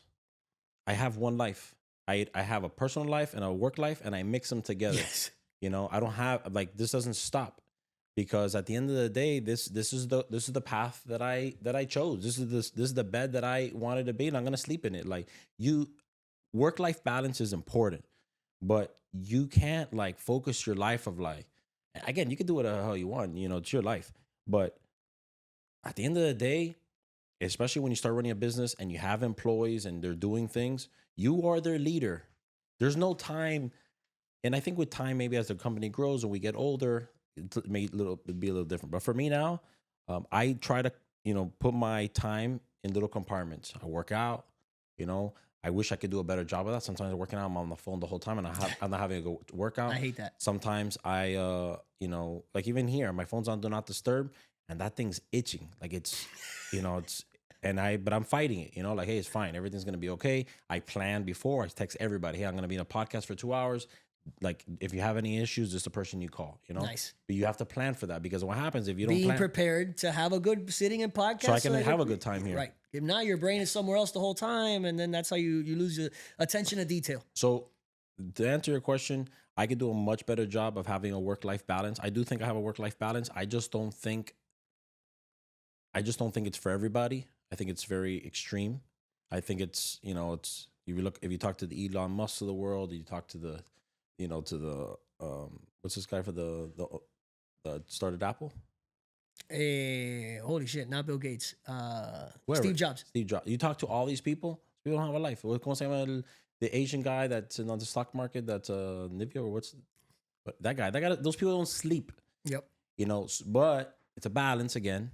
I don't want to lose my wife. Right. I don't want to lose my kid. I don't want to lose my sanity. I want to keep working out. So it's a balance of like being able to do everything you want to do, but also be at the top. Like on my Instagram, on my bio, I put, I refuse to gain the world and lose my soul. So I want everything, but I also don't want to lose everything trying to get it. In the process of getting it, right. My recommendation is, if you want to have a business, you have to be obsessed with it. You have to be obsessed with it more than anybody. Obsession beats talent any day. Yo, big time. And I think that the more obsessed you are, the better your chances are and the luckier you get. We spoke about like working on yourself is part of working on your business, right? Because it's a reflection of your business. I'm always working. Even if I'm not working, I'm working. 100%. So I made a bold statement as far as like, if you're looking for work-life balance, this isn't for you. It's just not going to happen. There is no way to be an entrepreneur and start something from the ground up, right? Maybe there's you took over your dad's law firm. Okay, great. Maybe that's not the situation I'm talking about, right? But you're building something from ground up. You have to figure out how your work-life balance gets balanced within work. What do I mean? Going to the gym to me is me working. I'm working on myself, right? Me waking up in the morning and praying is I'm already working. This is me working on myself. Me doing the dishes. This is me working on A relationship. my relationship. Me walking the dog. This is me working on my relationship with my dog. Me washing my car. My dad to this day says I'm crazy and he doesn't understand it. He does understand it very well, but he likes to bust my balls. I still go to my mom's house every 2-3 weeks and wash my car myself because that hour is my meditation. My phone goes down, right? I don't want to get it wet. It's not about the car. I'm in the fucking zone, and my integrity kicks in every time I wash my car. You're sharpening your skills big time. Every time I wash my car, I ask there's a situation in the process where I go, bro, who's gonna see the inside of my rim? And that's immediately where I stop myself and I go clean the inside of the rim twice. How fucking dare you bring that up? Don't ever think about that. Yeah, that's true. Right? Because it goes back to a napkin. The napkin. And something I didn't say about the napkin. 2020, I was with a food chain opening new schools, listen to me, new stores that they had. So I was doing like a lot of interviewing and hiring. It was 4 new stores and I was kind of the regional, director for them. And I was staffing, training, you name it. And bro, my thing was when I knew an interview was coming, I'd put a napkin by the door on the floor. And if you walked in and didn't see it, I didn't hold it against you. I love it. I didn't hold it against you. If you walked in and didn't see it. You started wrong. And I asked you. This should be called the sauna podcast.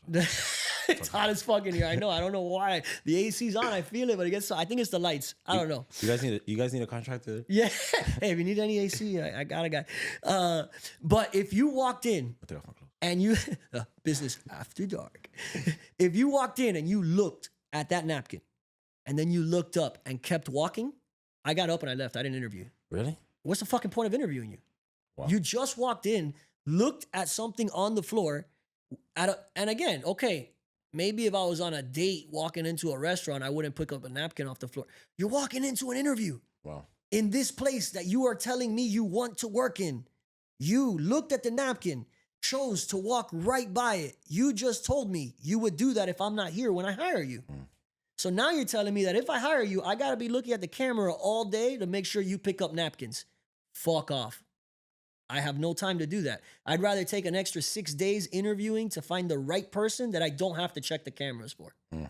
That's good. You also have to be true to yourself, A lot of people are like messy, but they're like geniuses, Great. They're messy. I would hire you for a desk job if you're a genius and messy. I would not hire you to clean my kitchen. I agree. No, I'm just saying, like, some people, there's just here's the other factor. Be who you are, and if you're trying to be somebody that you're not, make sure that you stick to it, because eventually you're gonna have to do everything that you said you're gonna do. Like, correct. Correct. And the other thing that I've gotten to is like, yo, you're so insensitive, you fucking dickhead. What if that guy was homeless? Well, if I was homeless, my clothes for 7 weeks in the back seat would be folded. Yeah. My seats in the front would be vacuumed in the gas station. Because even worse, you live in the fucking car and it looks like that? Holy shit! Like, what are we talking about? So that's where this you have to make sure that you represent yourself properly, per se. But so all right, I wanna go ahead and transition. I wanted to say the napkin thing though, because in my head I said it 15 different times. Wow. And then we kept talking about cool shit and I never got back to it. It came out perfect. Thank you for planning that. All right, so I had a question about your industry in particular. Do you feel, and if the answer is yes, what do you feel is missing from the construction industry today? Coño. That's like 5 minutes later. What's the SpongeBob shit? It's like that, right? Yeah. 5 minutes later. What's missing in our industry?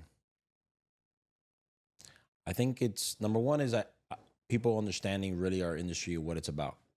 So what does that mean? So people right now you want to build a warehouse space. You want to build an office. You want to build, townhomes. You want to build anything, even on the residential side. You want to build anything. You need to hire an architect. Did you know that? I did. Well, if you're building it with permits. You have to build everything with permits. I know. No. Welcome to Miami. Perfect. So let's start with that. Let's take a step back. You need to do everything with permits. Everything needs to be with a permit. I agree. Especially if you're planning on reselling it, right? Because if not, then you have tremendo headache later on. No, because if you're willing, look, you're talking about folding the clothes and holding that person accountable. But if you're willing to do something unpermitted, what else are you willing to do? Well, that depends. What are you doing unpermitted? Because no, it doesn't matter. In the city of Miami, there's like if I want to bring the electricity from there to here, and I have to get a permit for But those that, things, and it's but my those things are in room place for a reason. But those things are in place for a for reason. safety and guidelines. Exactly. Yeah, So but if if you it's don't, my house and I don't plan on selling it, what do I care if and the what about, electricity moves 6 feet? and then what about when this room becomes your daughter's room and it catches fire? Oh well, that depends on who you're using to move the electricity, right? But if you don't do it with a permit, now you don't need to hire a licensed electrician. If you don't hire a licensed electrician, then you have somebody that doesn't know what they're doing. Correct. At least Yeah, the chances increase. Yeah, yeah. And yeah. that's why I agree 100%. the main reason for the building code and for permits is to protect the people and the building. That's Sure. all it is. It's not to And cause future people in the building. So we're gonna talk about permitting, which is gonna be one of the issues that we have in this city, and in this county, because there's In this industry. in this industry. So number one is understanding what it is. You need a permit for everything, even if you're not like, just sometimes it's part of the process. You pay taxes, you stop at red lights, you stop at stop signs and you wave to people like you open permits. It's kind of like get used to it. That's one of the things that has to change like ASAP. Even if you're paying your house, if you want to be a part of that, bro, pay it. It stimulates your own economy. It stimulates your own system. There's somebody that has to run that. It creates this ecosystem that's designed to run, and you're trying to skip it. You're trying to, because you think that we shouldn't do it. So that's number one, is follow the rules. Number two is you do want to hire somebody, hire an architect, hire a good architect. You don't know good architects, call us and we'll maybe recommend you a few. But making sure that they have their own license, that they're not renting a license. Yeah, that's important. So they'll say no. On our podcast we actually interview an architect, and he talks about, they just, no, yo lo que quiero un planito, the diminutive of a small plan, Right. with A mini plan. a mini plan. The reality is you need a good architect. There are people that just do drawings so you can get a permit, with nothing wrong with that. But you should always get an architect that has their own license. How do you do? Just make sure, hey, are you a licensed architect? No, I was an architect in Cuba, in Venezuela. No, I'm studying to be an architect. Okay, well then that person didn't do something that they were supposed to do Already. Bad, Or they'll say, look, no, look, bad. So hiring a licensed architect is important. Why? Because then when you call me and you say, hey, Oscar, I'll say, okay, well, who's your architect? Oh no, I got this guy. He's good. He's he's a little slow, but he was a lot cheaper because he does it on the weekends because he works for another firm, and then his guy. Yeah, he does it on the side. But I already know that's it. That guy's a bad client.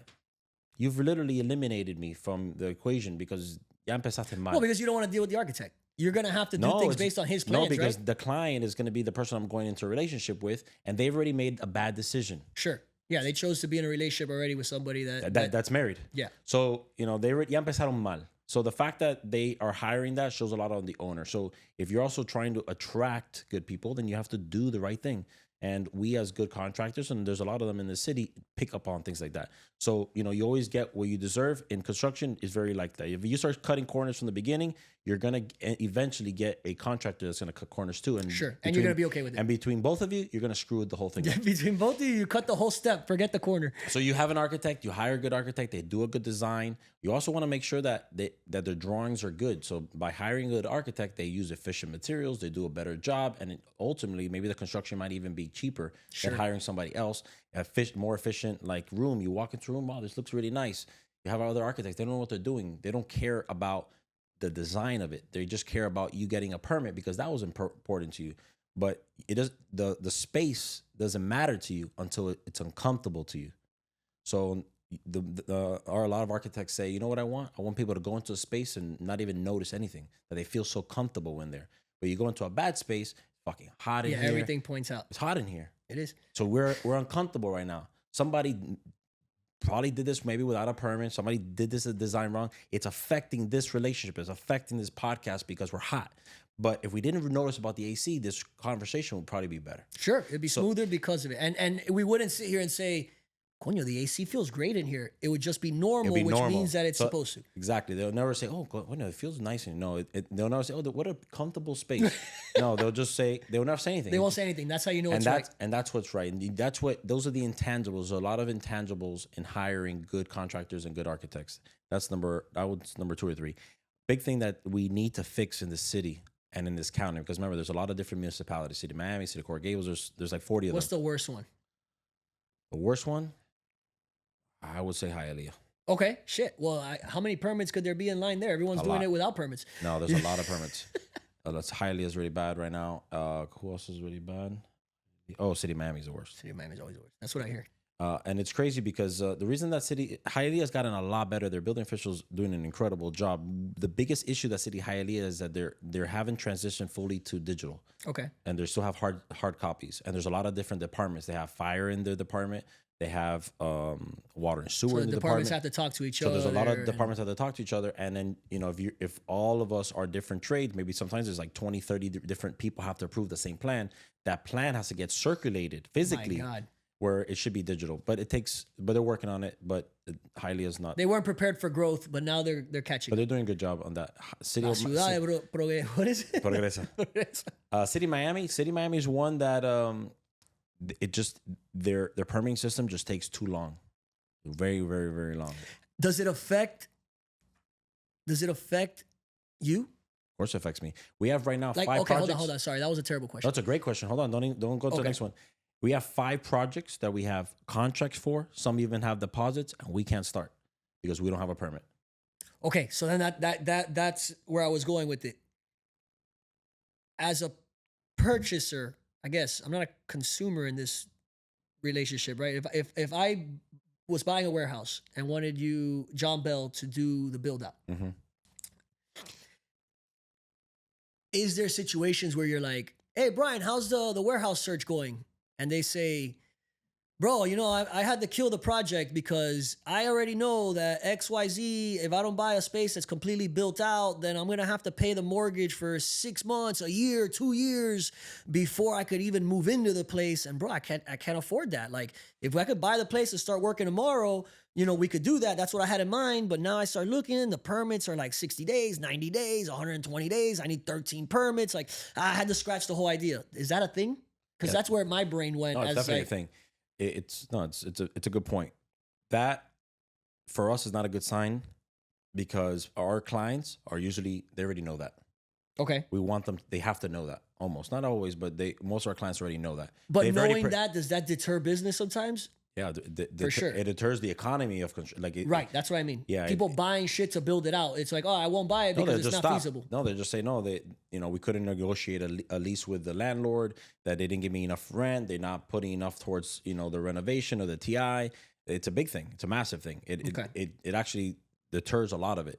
But in the other retrospect, when we see clients that are saying, we want clients to have money at the end of the day. We want we always want everybody wants to sell something to somebody that has the money. Sure. So for someone to go in there and not have the money is very risky because you're investing 5, 10 million, 15, 20 million dollars into a project.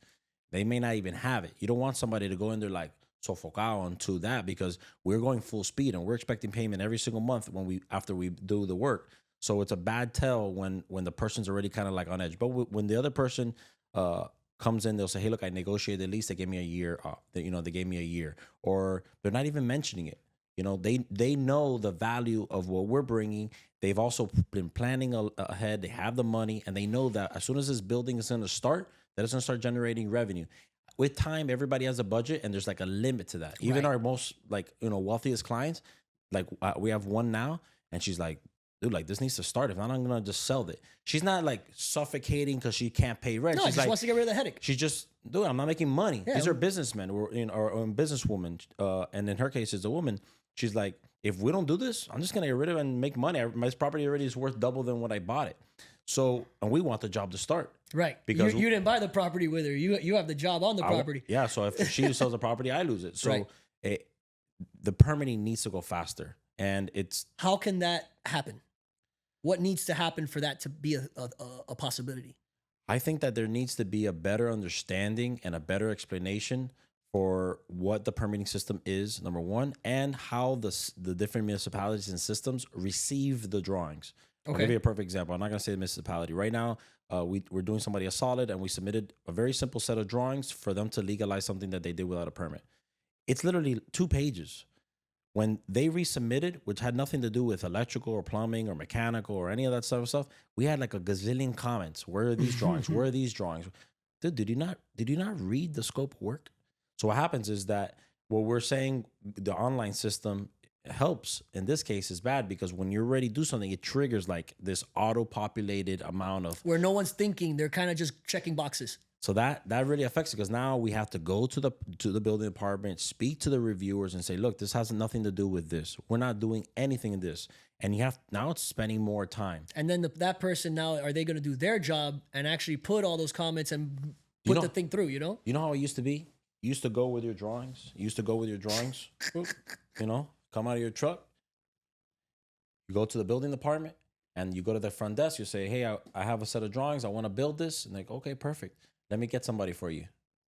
Hey, okay, you have to wait a few minutes or with somebody. Come in with the drawings. You're the architect or engineer or contractor. There was no, I'm going to tell you, this is crazy. You go in there. that's wild. Okay, you sit at the desk. I was never part of this, by the way. This is like in the 80s and 90s. Okay? You missed all the fun. I miss all the fun. This is what I want to build. What are you trying to build? No, I'm trying to legalize something for my buddy. Oh, what are you doing? No, I just put this and I put this wall. Okay, perfect. Yeah. Okay, cool. He's good to go.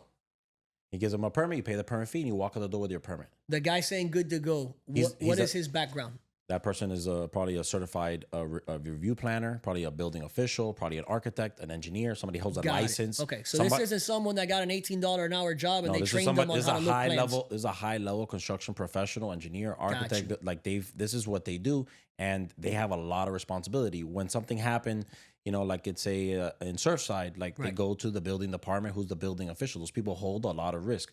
So that's the process needs to be better. It needs to be easier. The problem is that we have Not necessarily that either, because I'm sure there's a lot of shit that would fall through the cracks that we're preventing with this new system, but somewhere in the middle that we can have the quality and effectiveness and still also not take. at the end of the day, what happened here is that the building official was trusting the architect and the engineer in their design. Now you submit it and the drawings are so bad, or they're missing so much details or so much information. So a lot of it has to do with they're very busy. They're just doing whatever they need to do, just submitting it because also there's building codes. So for you to be within a certain building code, the building code changes every 4 years. Sometimes they submit plans that they know are going to get rejected just so they can be within that building code. Oh, wow. Because then everything that they've been working on has to be redesigned Redone. because the code changes. So what happens is that the quality of the plans has gone down so much that now the review process has to be so much more arduous. And if everybody was just doing their job, it would go back to what they're doing. I don't think that's going to happen. So Well, it's impossible, right? Because we have a standard issue overall, and it'd be impossible to expect everyone to go back to doing their job at a high level because no, it's never going to go back. that's not it. That's not So a it's thing. just communication. I do miss that from 80s and 90s, though. Do you remember when everyone like actually wanted to be great at something? Yeah, no, I wasn't born, but Fuck. how old are you? 36. Oh, I was 34. born 88, so No, I understand the quality of things have just changed dramatically, and there's just a lot of people in here. So the building departments you can talk all you want about them. The reality is that there's so many people building in every municipality that they're getting bombarded. So even if they wanted to spend time with that person, the line will be out the door. They'll never be able to do that. yeah, they don't have 20 minutes to give you. Before, you used to go down 8th Street, you can drive with your eyes closed. Now, you just bumper to bumper at 9:00 at night. Yeah. So there's so many people that also doesn't work like that anymore. So that's why there's a give and take. There's a balance. There's everybody having Just to like change. every industry, is there a little politicking in that as well? Where if you know the guy, you skip the line, or man, that's more Miami. But what about like this bulk speak, right? I get plans approved every week versus this guy's coming to do a bathroom in his house for the first time. Is there a little bit of, this guy does 400 permits a year. This guy's doing his first permit in 40 years. Let's go help this guy out real quick, or not really. It's you get stuck in a line and you're in queue. You're in a queue. Yeah. There's a big stigma of people that think that like, oh no, bro. At the end of the day, that elected official has nothing to do with that building department. And you go into a queue. So you submit your plans and you're in a queue and the reviewers are reading in a queue. How do relationships work? I don't know. Maybe they were being unfair, or maybe they're not interpreting it maybe right, or maybe they're taking too long, that you could say, hey, look, these people are taking a long time. Hey, And they can look into it. They can look into it. But that's all they can do. They can look into things, there's a big stigma in what it is, Miami politics, that they think is like the mafiosos. In this world too, yeah, big time. The Miami Mafia. And in the reality sense. is, they could do other gangster stuff in other ways. In our industry, it's pretty black and white. You submit plans, it gets approved, it has a permit fee, everything's auto populated. Like that's why a lot of that corruption has kind of come down because they've auto-populated a lot of things, and they've kind of automated a lot of They things. take the hands out of the equation. Now you're screwed. Yeah, so it's How's permit pricing? I've never pulled a permit, right? I've never built anything, much less pull a permit. usually like a percentage of the job. Oh, wow. So it's based on what you're trying to do. It's not like a fire sprinkler permit is X amount. No, it depends on where that sprinkler system's going. What municipality it's going, what's it about, how many heads you're changing, and like if you're doing a driveway, like sometimes there'll be like a minimum fee. You know, like I just painted my parents' house, City of West Miami, and we went and we opened a permit. There's a minimum fee of $350 for a permit. You know, so but when you get like a $10 million job, it'll be a percentage of that, maybe I don't know 1% or 0.5%. Like it's all based on a value, and then there's also sub fees. So there's an electrical permit, a mechanical plumbing, roofing. Everybody that needs its own sub permit under your master, it's called a master permit. Everybody has a sub permit, subcontractor permit, also pays a fee. Much smaller, but everybody is paying a fee. I was gonna say, coño, 350 times 10 people. Yeah, you're 3,500 in on fees. Easily, yeah. Yeah, I could get expensive. That has to be a whole item line on your budget. And then there's people that's spend $300,000-400,000 in permit fees and impact fees. So impact fees have to do with if this building. Right now, this is the warehouse. It has, we have like 2 bathrooms here or 1 bathroom? 1 bathroom. 1 bathroom. Perfect. So let's say we knock this down and we want to put like a 4-plex here, 6-plex, a 10-plex. Now we went from 1 bathroom to 10 bathrooms. The city, the county, in this case is the county is getting 10 times more waste. Because you're connecting to the sewer line. We've been here for, blah. exactly. We're not taking a shower here. Now we're going to take a shower. So depending on the use is the amount of times that they charge you for the impact fee. That's what you mean on the impact fee then. Not only that, if now there's, instead of 1 person coming down the street, now there's 10 people coming down the street. They take all the wear of that asphalt and all the streets into account, that you are wearing the county's property more because of use. Because of this use. So the different. That makes a lot. But I find that fair. No, of course. A little crazy, but fair. But sometimes the impact fee is big.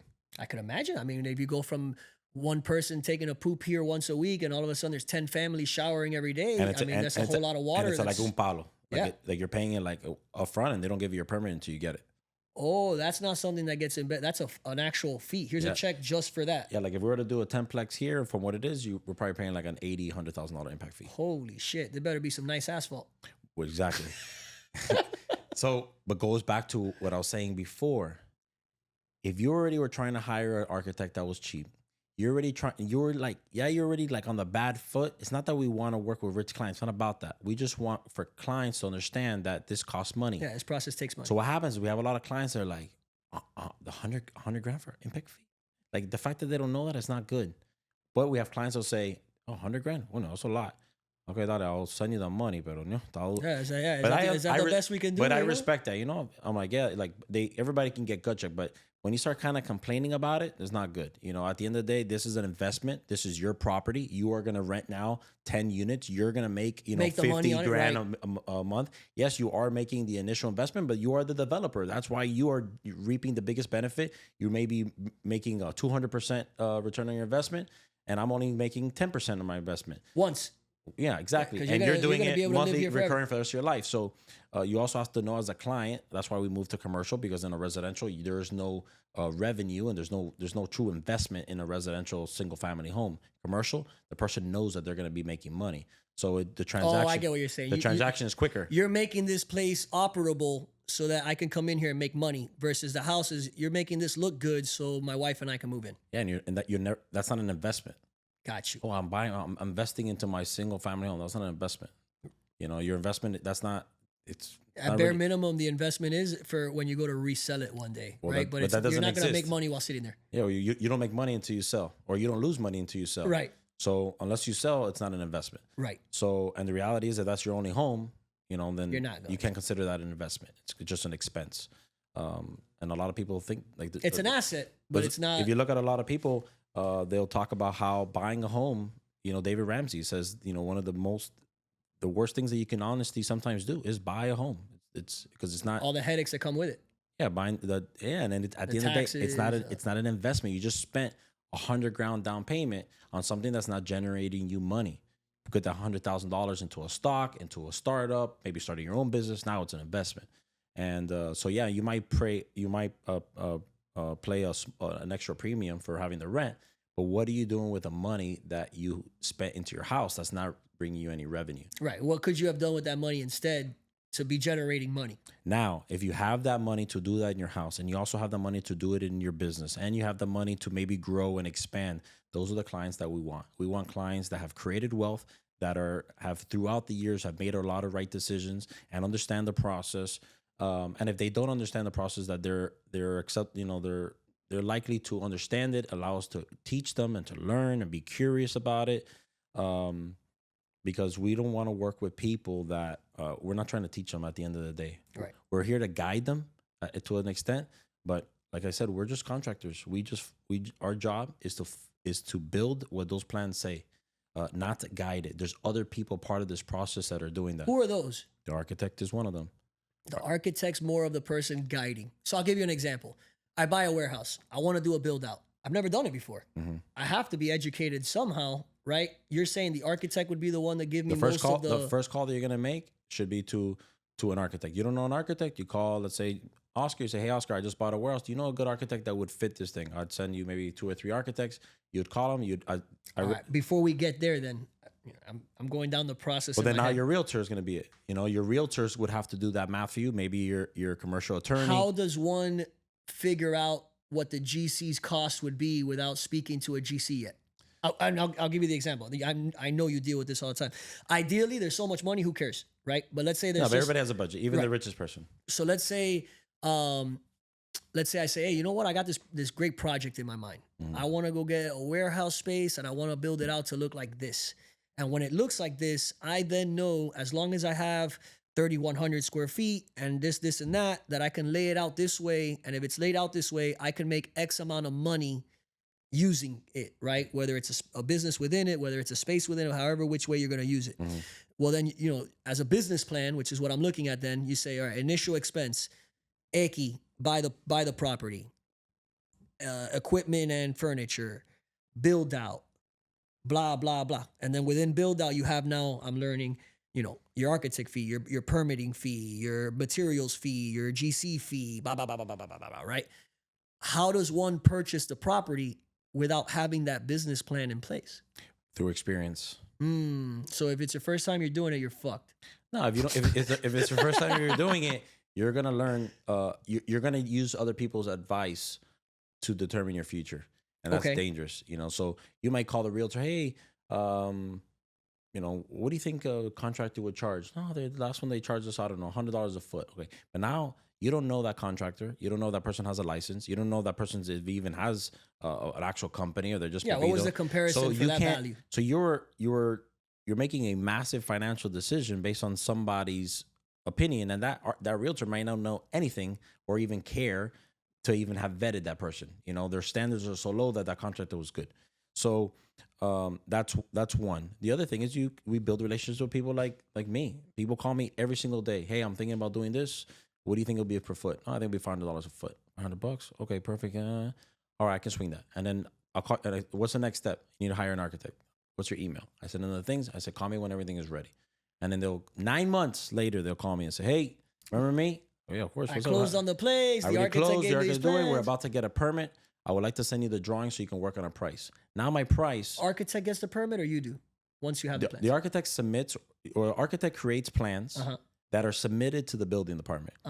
Submitted by somebody. So they can be submitted by the architect, they can be submitted by the owner, and they can be submitted by a permit runner, permit expediter. They can even be submitted by the general contractor. But somebody has to submit it. I recommend always hiring a permit runner. We use 305 permit running, and that's an easy way. They know the system. They already know what the floor is on. It's not their first time. They already know that Maritere is there in the ring. She loves coffee. He always brings a colada for her, which is not allowed. You can't do that. No way. You can't bring a colada. No, you can't bring anything. It literally tells you there you can't bring gifts. You can't do anything.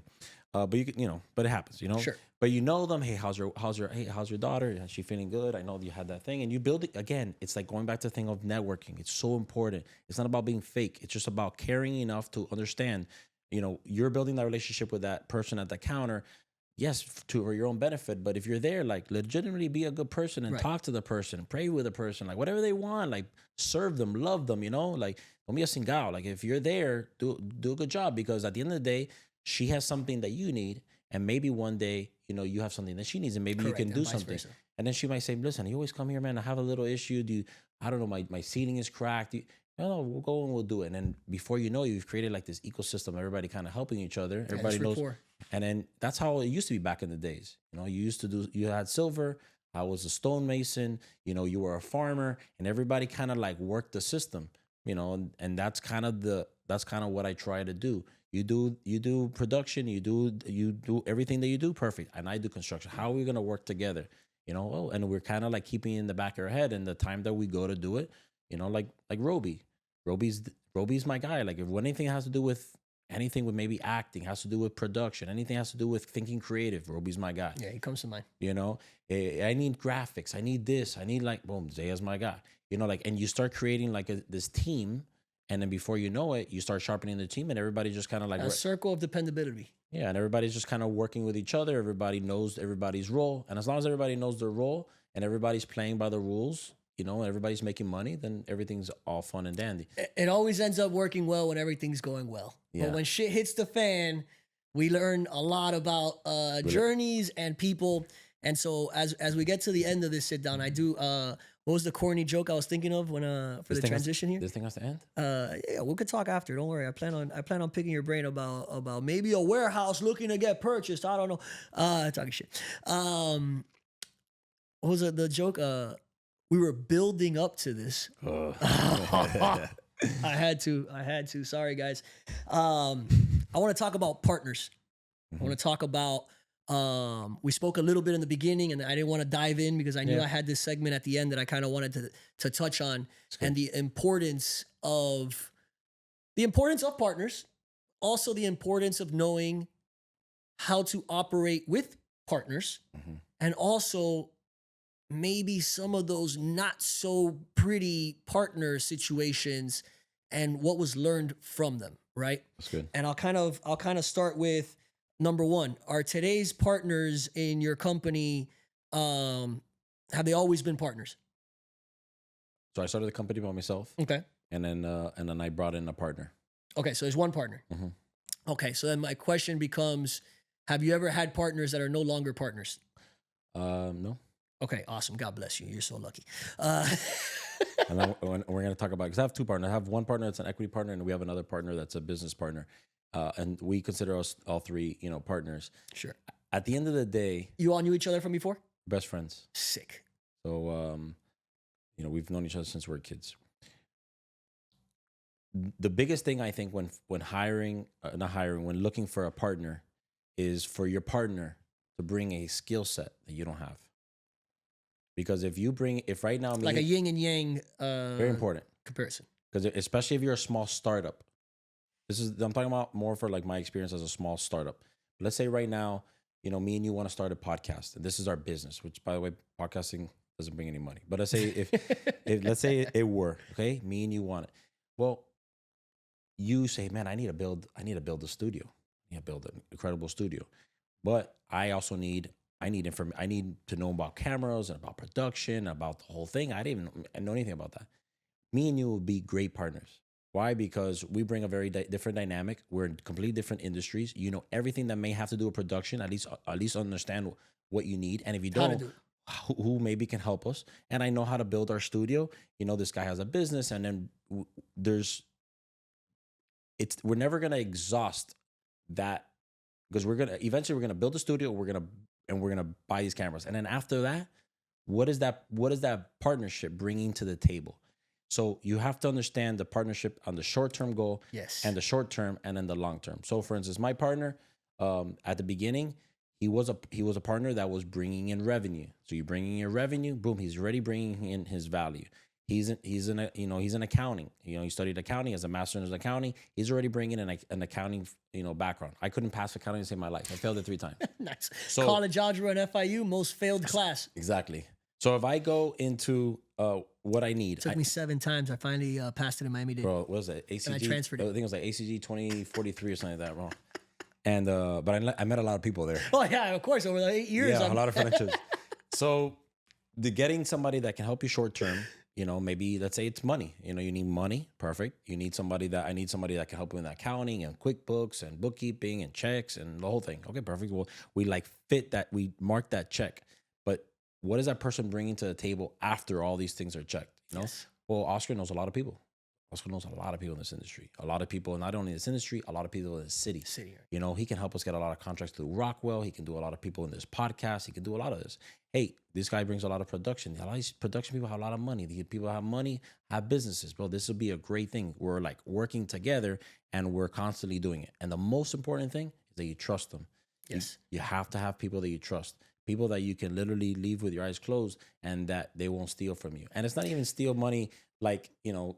Go ahead. I think you're going where I was going. It's not even so much the money. It's about, it's what are they doing when you don't see them? Yes. You know, like, are they representing the brand on the weekend the way that you want to represent the brand? You know, how are you guys, you know, our partnership, like we play our role, but you know, sometimes everybody wants to be like the CEO. Right. Not you can. There's no such thing as two CEOs. I laugh so hard when I see companies like that.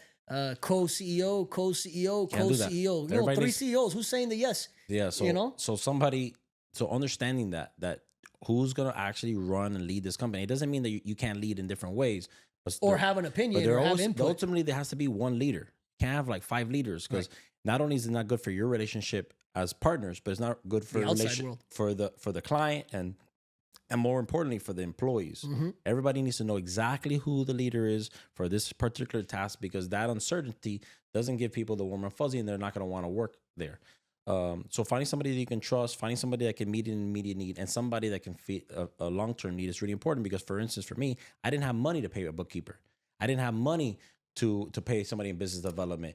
And if I can bring in a partner that I technically don't have to pay out of pocket and they're just taking out money, then maybe it's a good fit. Sure. When you come in with money and you're starting a business with money, it's very different. The other thing is because no matter what, now probably paying an accountant's way cheaper than whatever the partner's making. Money. A lot less money. A lot less money. And honestly, I told him I've definitely gotten over it, but for a while I was a little resentful of that. Because I feel that, you know, I started this company and sure. And the more it grows, the more work goes on your back, and then you know the workload on the other end. But we've had a relationship where we communicate.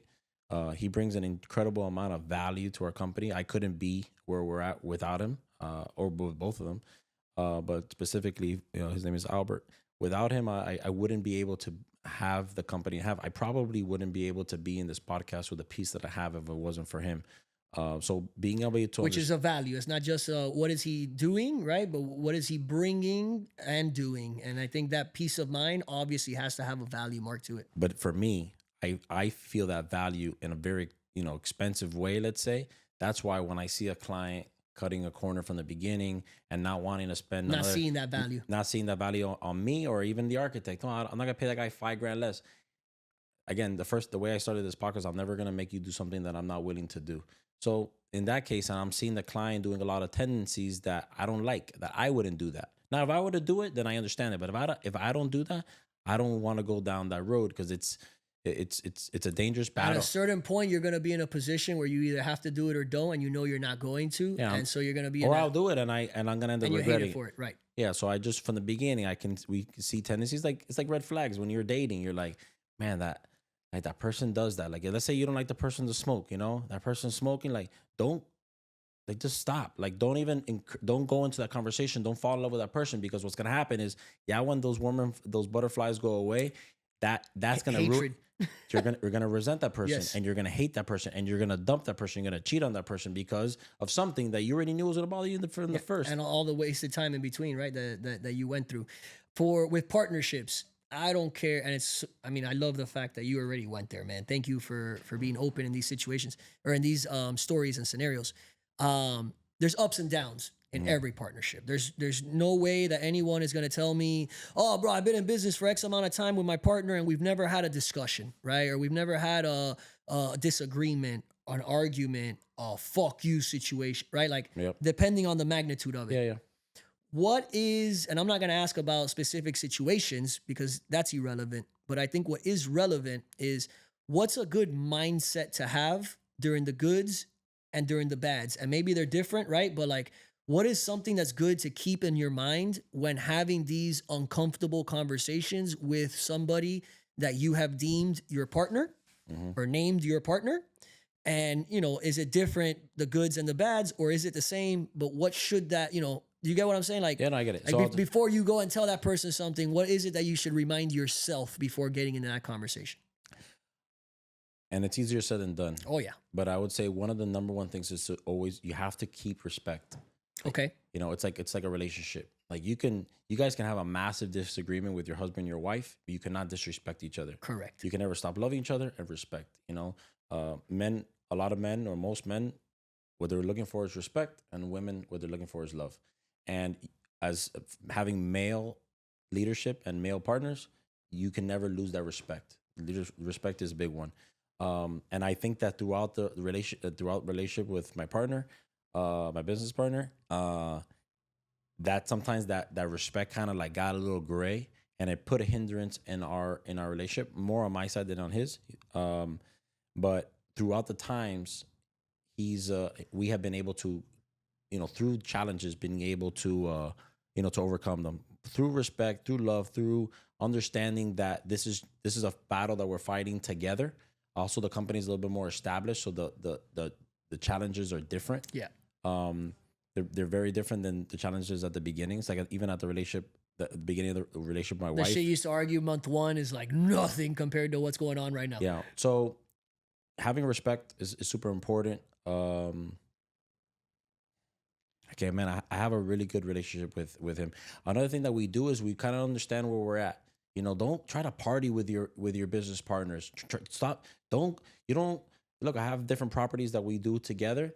But I have some by myself and I have some with him. Like, you also have to be smart. Like, you don't have to go into every business venture together. I invest things that he doesn't invest, but I always And give vice versa. I always give him the opportunity. Hey, I met this guy. He's starting a company. I was thinking about maybe investing in it. Do you want to do it with me?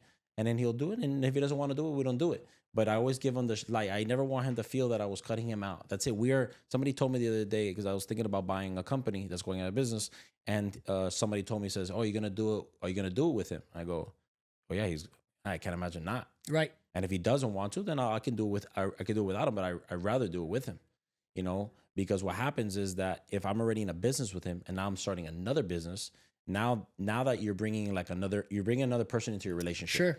So now you need a bigger bed. So, yeah, we need a bigger bet. But if we doing it together, then we're all kind of like, hey, what are you working on? I'm working on the thing with the Rockwell. Oh, okay, cool. Let me know if you need anything. And the next day you're working with, and then it's like you don't have to worry about that person. Yeah, because if not, you don't have to worry about him cheating on you. You get that uncomfortableness where it's like, yo, it's Tuesday 3 p.m. We're supposed to be getting this thing done, and you're working on this side business just started. What's up? But perfect example. Right now I'm on a podcast. It's Thursday, the middle of the day. He's working. He's probably sitting behind a desk, killing himself, stressed out, wanting to go home, and I'm here in a podcast. But Sure. He knows, that this is part of the business. This is part of our business. I'm working on the business right now. Yeah, it's not a podcast about like let's say you were in the shoes. It's not a shoe podcast. Yeah, we're not. This is a podcast. I'm working right now to promote Oscar and John Bell and everything in between. But that's why you're saying like about work-life balance. I think I'm working right now, I guess, but I'm also having a good time. Yes. I'm not worried about if we're pouring concrete. I'm here having a good time. It's part of the work though. But it's, we're just doing it. So it's having a good time and understanding that there's a balance to everything. And, you just kind of, you got to know how to separate times together. And when you're working. And then when you're with your family, try to be with your family as much as you can. If you're at the gym, try to be at the gym as much as you can. Like, try to focus. Be present. And I struggle with that a lot. Try to be present at the times that you're doing things. Even if it's like, I don't know, washing your car, just be present in that moment. So that when you're done with that, you did that good. You already know it's perfect. And then you just go on to the next one. And then just not half-assing everything through it. 100%. Speaking of education and spelling, is there a book that you would recommend for little Oscar out there that likes construction and just has no idea, well, A, how to get a hold of you, but also B, what can I be reading, right? If I go on Google, I want to get into construction. Is there something that comes out that's really dope? Or like, is there a book that you would highly recommend as far as educating yourself in this industry? Book or series or TV show, fucking anything about the space that you look and you're like, all right, that's pretty spot on, right? About like, construction specific? About construction or maybe architect, engineer, like anything within this world. I can't recommend the book, but I would say if I were to be somebody that wanted to like give them something to look into, I would And I'd probably tell them to watch our podcast. Okay. I was gonna plug you at the end, but go ahead and let them know where they can find that right now. So finding our podcast is the official Set Apart Pod. You go to setapartpodcast.com and you have all of our podcast platforms. So it's official Set Apart Pod. So our official Set Apart Pod. That's on Instagram. Gotcha. It's the Set Apart Podcast. So what's good about our platform? If you're maybe me 9 years ago. It's me, how we started the company, how me and my wife started, there's different episodes, Sure. So how I started the company, how I became a partner, the relationship with my partner, my relationship with my other partner, my relationship with my wife, my relationship with an architect, my relationship with a permit runner, my relationship with a mayor, my relationship with a commissioner, my relationship with a pastor, my relationship with a client, my relationship with that person, my relationship with that person. So essentially, I'm allowing for people to really see like my inner life, the relationships that I have built. And through those relationships, you can, just using my experiences and my relationships, you can see the network and the ecosystem that we've put in place to have the product that we have. And it's not one episode that makes our company. It's now 35 episodes. It's going to be, we're not stopping. So it's this whole massive approach where we can give real life advice, even for like kids. I try not to curse in our podcast. Somebody told me today, "Oh, why don't you curse on the podcast?" You know why? Because I remember a couple months ago, I was in the Keys and we were on a paddle board, and it was my nephew in the back. My nephew's 10 years old, and I was in the front, he was in the back, and we're kind of like in La Playita, and we kind of like wandered. And I asked him, I said, "Hey, what do you want to be when you grow up?" And I didn't even look back. I'm just looking forward, And I go, "What do you want to be when I grow up?" He goes, "I want to be an artist." It's a boy, I want to be an artist. So okay, well, that not all artists, paint. That was my idea, that was my response. He goes, "No, I know. I want to be an architect." No shit. And I go, "An architect? What an interesting thing to say." He goes, "Yeah. I saw that episode with you and the architect, and I really want to be that guy." Nice. And so my point is that we want to like inspire people to do whatever they need to do, and understand that there's different phases of people's lives. That shit happens, and it's okay to not be okay. And some people have a podcast about mental health, and some people have a podcast about fitness, and some people have a podcast about business. And before you know, you have a lot of podcasts, and that's not, a below the belt thing. But the reality is that we are a podcast of all of those things. One thing that it's a little hard to grow the channel is that, maybe people want more of what you're doing, which is what's great about yours. Hey, I'm business, and we're going to focus about business. Right. We're women and mental health. We're going to focus on women. And then you can build that platform, faster. The community of it. For us, it takes a little longer because maybe you're interested in the architectural side of it, and there's only been one architect, Right. So, but our podcast is good. Seeing our content is good. And also just being curious into everything that you're doing. I read a lot about other people, about our competitors, about the market. Is there who's the guy in your space right now? I can't tell you that. Oh no. All right. Who's well, no, because I don't want the company. I want the person, right? Like who's the Phil Knight of in the shoe space, right? Like who's the shoe dog? Who's the construction dog? Yeah. Like we're gonna leave that. We're gonna leave that off camera. I don't want him to know that I know him. Oh, nice. Yeah. Nice. But, where can people go to so if I want to know about sports, I go to ESPN. Mm-hmm. Is there a thing? Construction? Not some not some about. That's tough. Listen, that's a good question. You get where I'm going with it? No, yeah. It's hard because that's why people make a lot of mistakes, Sure. They don't know that you need an architect. They don't know. So that's, reasons why we've have these episodes very, very black and white. And I talk about it in steps so that people can understand this, because there's no like playbook in it. It's crazy. We should honestly, it's the Wild Wild West. It should honestly be like a series, like of what to do, or like we want to do it of like, how to survive construction in Miami or something, or like, and just 5 episodes that kind of like breaks it through. Yes, like a little mini series. And a little mini series, and we could talk about the first one be, real estate, buying the property. What do you got to do? Well, can you even do 10 units here? maybe getting a land use attorney, maybe. So a lot of these Rolodex people that you're gonna need, like, yeah, you need a realtor, but you might need a land use attorney, you might need a lobbyist, you might need this, and we create that. We know that's the ecosystem. That's the ecosystem that we've created. 1000%. Where you don't have those relationships, and we do, and little by little we're gonna benefit from them. But we're just building very organic relationships. We're not focused on that, making money on that. That's not we don't charge on that. We focus on the construction. I'm big on give away the sauce for free because everyone's too lazy to cook the recipe anyways, and they're gonna come to you to eat the pie. So fuck it. I do a lot of that. Here's the recipe. Don't do it, and then let me know when you need some takeout. But there's no real, not that I know of, a real.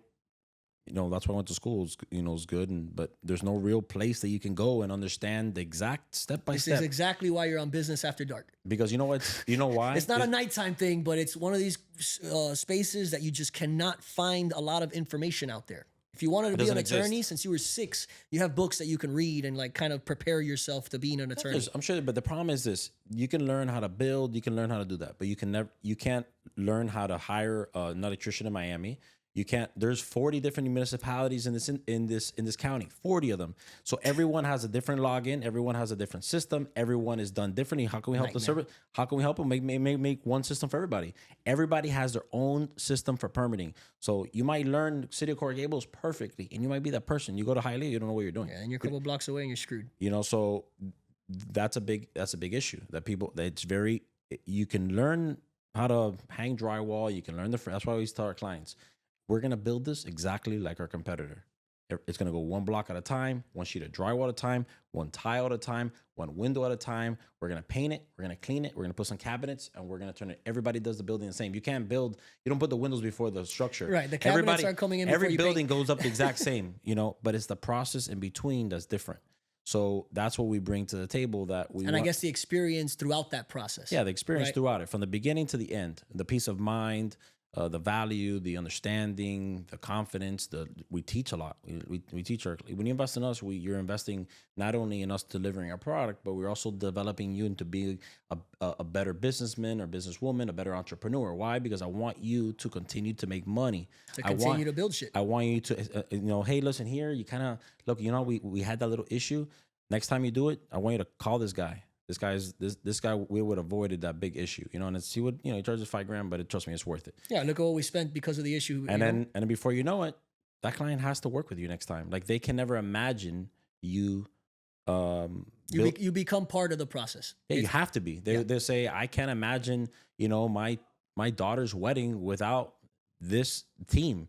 Like, when my son gets married, like, they have to be the people. If I ever start the next restaurant, this is my management company I want running it. Like, I will never. They become part of you become part of their business model and culture. Right, and standards. Is entrepreneurship for everyone? My gut instinct is to say yes. No right or wrong answer, and then just unpack it. I think everybody is capable of doing what an entrepreneur does, which is stepping out in faith, risking a lot, struggling, overcoming the struggle. I feel that everybody as a person is able to do that. And I feel that with time, people will overcome their own challenges. I meet people and they might be the most simplest person, but that person has gone through like hell. Right. What it's not for everybody is leadership. Okay. Not everybody's a leader. Some people like to be led. And some people just don't have the character to lead, and some people just don't have the vision to lead, and some people are just not called and set apart to lead. That's what I don't think that everybody has. I do feel that everybody can do what an entrepreneur does in the sense of it, which is, like I said, have risk, go out in faith, overcome something, and believe in something that other people don't believe in. Right. And ultimately what it is. And being consistent enough over a long period of time when not only things are good, but when things are bad. That's what an entrepreneur essentially is. But I don't think that everybody's meant to be a leader. Okay. Now I always wrap up with this question. Mm-hmm. It's that question, but about you. Mm-hmm. I'm going to go out on a limb here and say that you agree. You wake up every day. Mm. And you don't know what kick you're getting to the back of your head, right? Mm-hmm. Being an entrepreneur is basically getting your teeth kicked in time and time again and enjoying it almost, right? Yep. what about this entrepreneur journey, this It's a good question. business experience keeps you in it, right? Because if I was doing something that I knew tomorrow was gonna suck, right? And not all of it sucks, but in the sense that like I'm gonna have a problem tomorrow I gotta handle. Yeah. That's what an entrepreneur is, right? You're a professional firefighter that spends all day trying to prevent a fire and then all night trying to fix a fire. And it's not necessarily the fire you prevented. Yeah, maybe you prevented it, but then something else popped up, or this person quit, or that client didn't sign the next contract, or your office is on fire, or right, insert one of a gazillion things. It could literally be anything from, hey, we're out of water in the office and Publix doesn't have any. Am I approved to go buy it somewhere else? Fuck, why is someone calling me for this, right? Or something as stupid as that, or something as massive as, hey, so-and-so's leaving the company in 60 days. What about it makes you happy tonight going to sleep? And you're like, tomorrow you're going to wake up and go, this is going to suck again. Woo! Right? Like, what about it keeps you there? The fact that my competitors don't know who I am. Okay. And that we're coming from them. And that we have like this motivation, like to be the best. So you feel like you have something to prove, but in a good way, right? Yeah, in the sense that like, you're good at this and you want everyone to know. Yeah, I want everybody to know. Hell yeah. And I feel that people are knowing little by little with our media and our content, our podcast and everything we do. And it's not, and sometimes it comes off like, cocky, whatever. It's not like, to be able to do big things, you have to think, in big ways. And I think that what we're doing and who we are as a team, I really believe a lot in it. And I there's not a lot of companies like this. There's quite a few, but there's not a lot, Right. And especially in comparison to how much work gets done in South Florida on a daily basis. Yeah, and right? we're a very small company. We do maybe $20 million worth a year of work. There's our competitor, like not, I don't even call them competitors. Someone else in the space does. Someone in the space that I maybe want to get to that.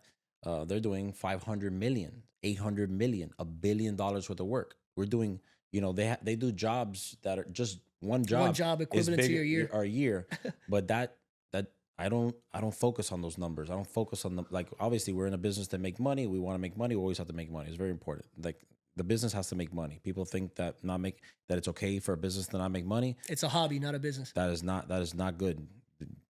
Your business needs to make. My CPA called my dad when I was too young to like know what I was doing. I had a business or whatever. And on the third year of me doing taxes, she's like, "Hey, look, and if you don't make money next year, in the IRS's eyes, this is a hobby, not a business. We would have to restructure and do things a different way. It looks like you're laundering money. Like, you cannot have a loss every year and be back next year, right? But like."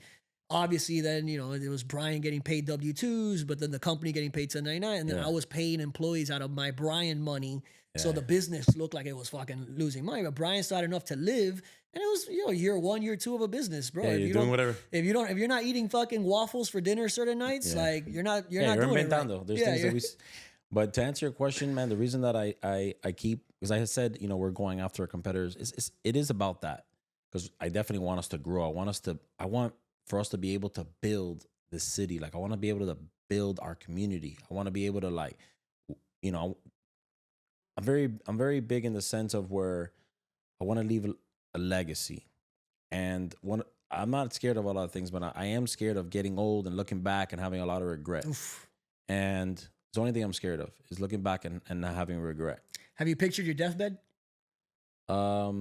Yeah, I have a few times. Did you take this maniacs class in FIU? It was a personal development class, and he was an Italian dude that comes and does like these 6 classes a year or whatever, personal development. In that class, not so much that of what he said, it's in that class I learned a lot by like weird shit, right? So like one day you'll go up and you'll read your own eulogy. What? Right? Like, or sorry, the instructions were, you are your son. Wow. You just died. What does your son talk about in your funeral? Wow. What is his eulogy to you? And you write it out. This isn't like, you can think about it right now and you're like, I'm fucking Pepe Pingu. I was the guy, best dad in the world, whatever. But then you sit down, you start thinking about it. And then you grab the pen. And then it's not like comments, right? You're writing a eulogy. Like, this is now a speech. Yeah. Bro, I get the fucking goosebumps still to this day thinking about that. And the funny thing is, there was 50-year-old men in that class, right? That went back. I was the in between. I was in my early 30s when I finally graduated. That's a whole other story for a whole other day. But I went to FIU for 14 years. Yeah. Yeah. We can talk about it right now. 14 years with 7 years in between. Or no, sorry. 14 years plus the time about when I went back. But you're not the only one. We just Oh, my college story is the best ever, and I recommend everyone to do what I did, with the exception of the first 7 years. Yeah. I we'll get into it right now, but the eulogy one, and then the second thing was the question I asked you, which I just forgot. That was the other exercise that really got me to understand, and because it's not only just you writing, it's not the exercise, it's hearing other people's going through the exercise, and like, oh man, I wish someone would speak about me that way, or and then me writing it, obviously you're thinking, damn, what's my eulogy to my dad gonna be like, you know? And then you're writing things, and then you're like, oh my God, I'm striving to be my dad. I hope my son looks at me the way I look at my dad. Oh. And then you put this whole fucking correlation. But anyways, I'll end the podcast with my schooling story, because it's unique, but it's also, in my opinion, amazing. Okay, I got what I wanted out of college at a later age. I'll give you the example, or I'll give you the upbringing. Very, very, very good student middle school. I was in a middle school by my house in near Coconut Grove, Miami area, and my parents started noticing in 5th grade I started getting in trouble. I was never in trouble before. What it was is that I wasn't being challenged, and I was a straight A student, so I was bored. So I was, I'm not holding, right? Cool. They're like, okay, we got to fix this before it becomes a problem. They put me in Belen, 6th grade. All right, I do the 6th to 12th Belen story, right? Great. When you go to Belen for 7 years, right? 6, 7, 8, 9, 10, 11, 12, you're kind of in this ecosystem where like, this guy's going to be an accountant. This guy's going to be an attorney. This guy, because their father's an attorney and they know they're going to go to school to get their law degree because they're going to inherit the law firm. X, Y, Z. Yeah, whatever it is. You see it. The paintings on the wall. Paintings on the wall, and it's clear as fucking day. And here I am, senior year, right? Going, what the fuck am I going to do, right? Hey, wait a minute. Like every other 18-year-old or 17-year-old, in my case, I was a June baby, so I was like the youngest guy in the class.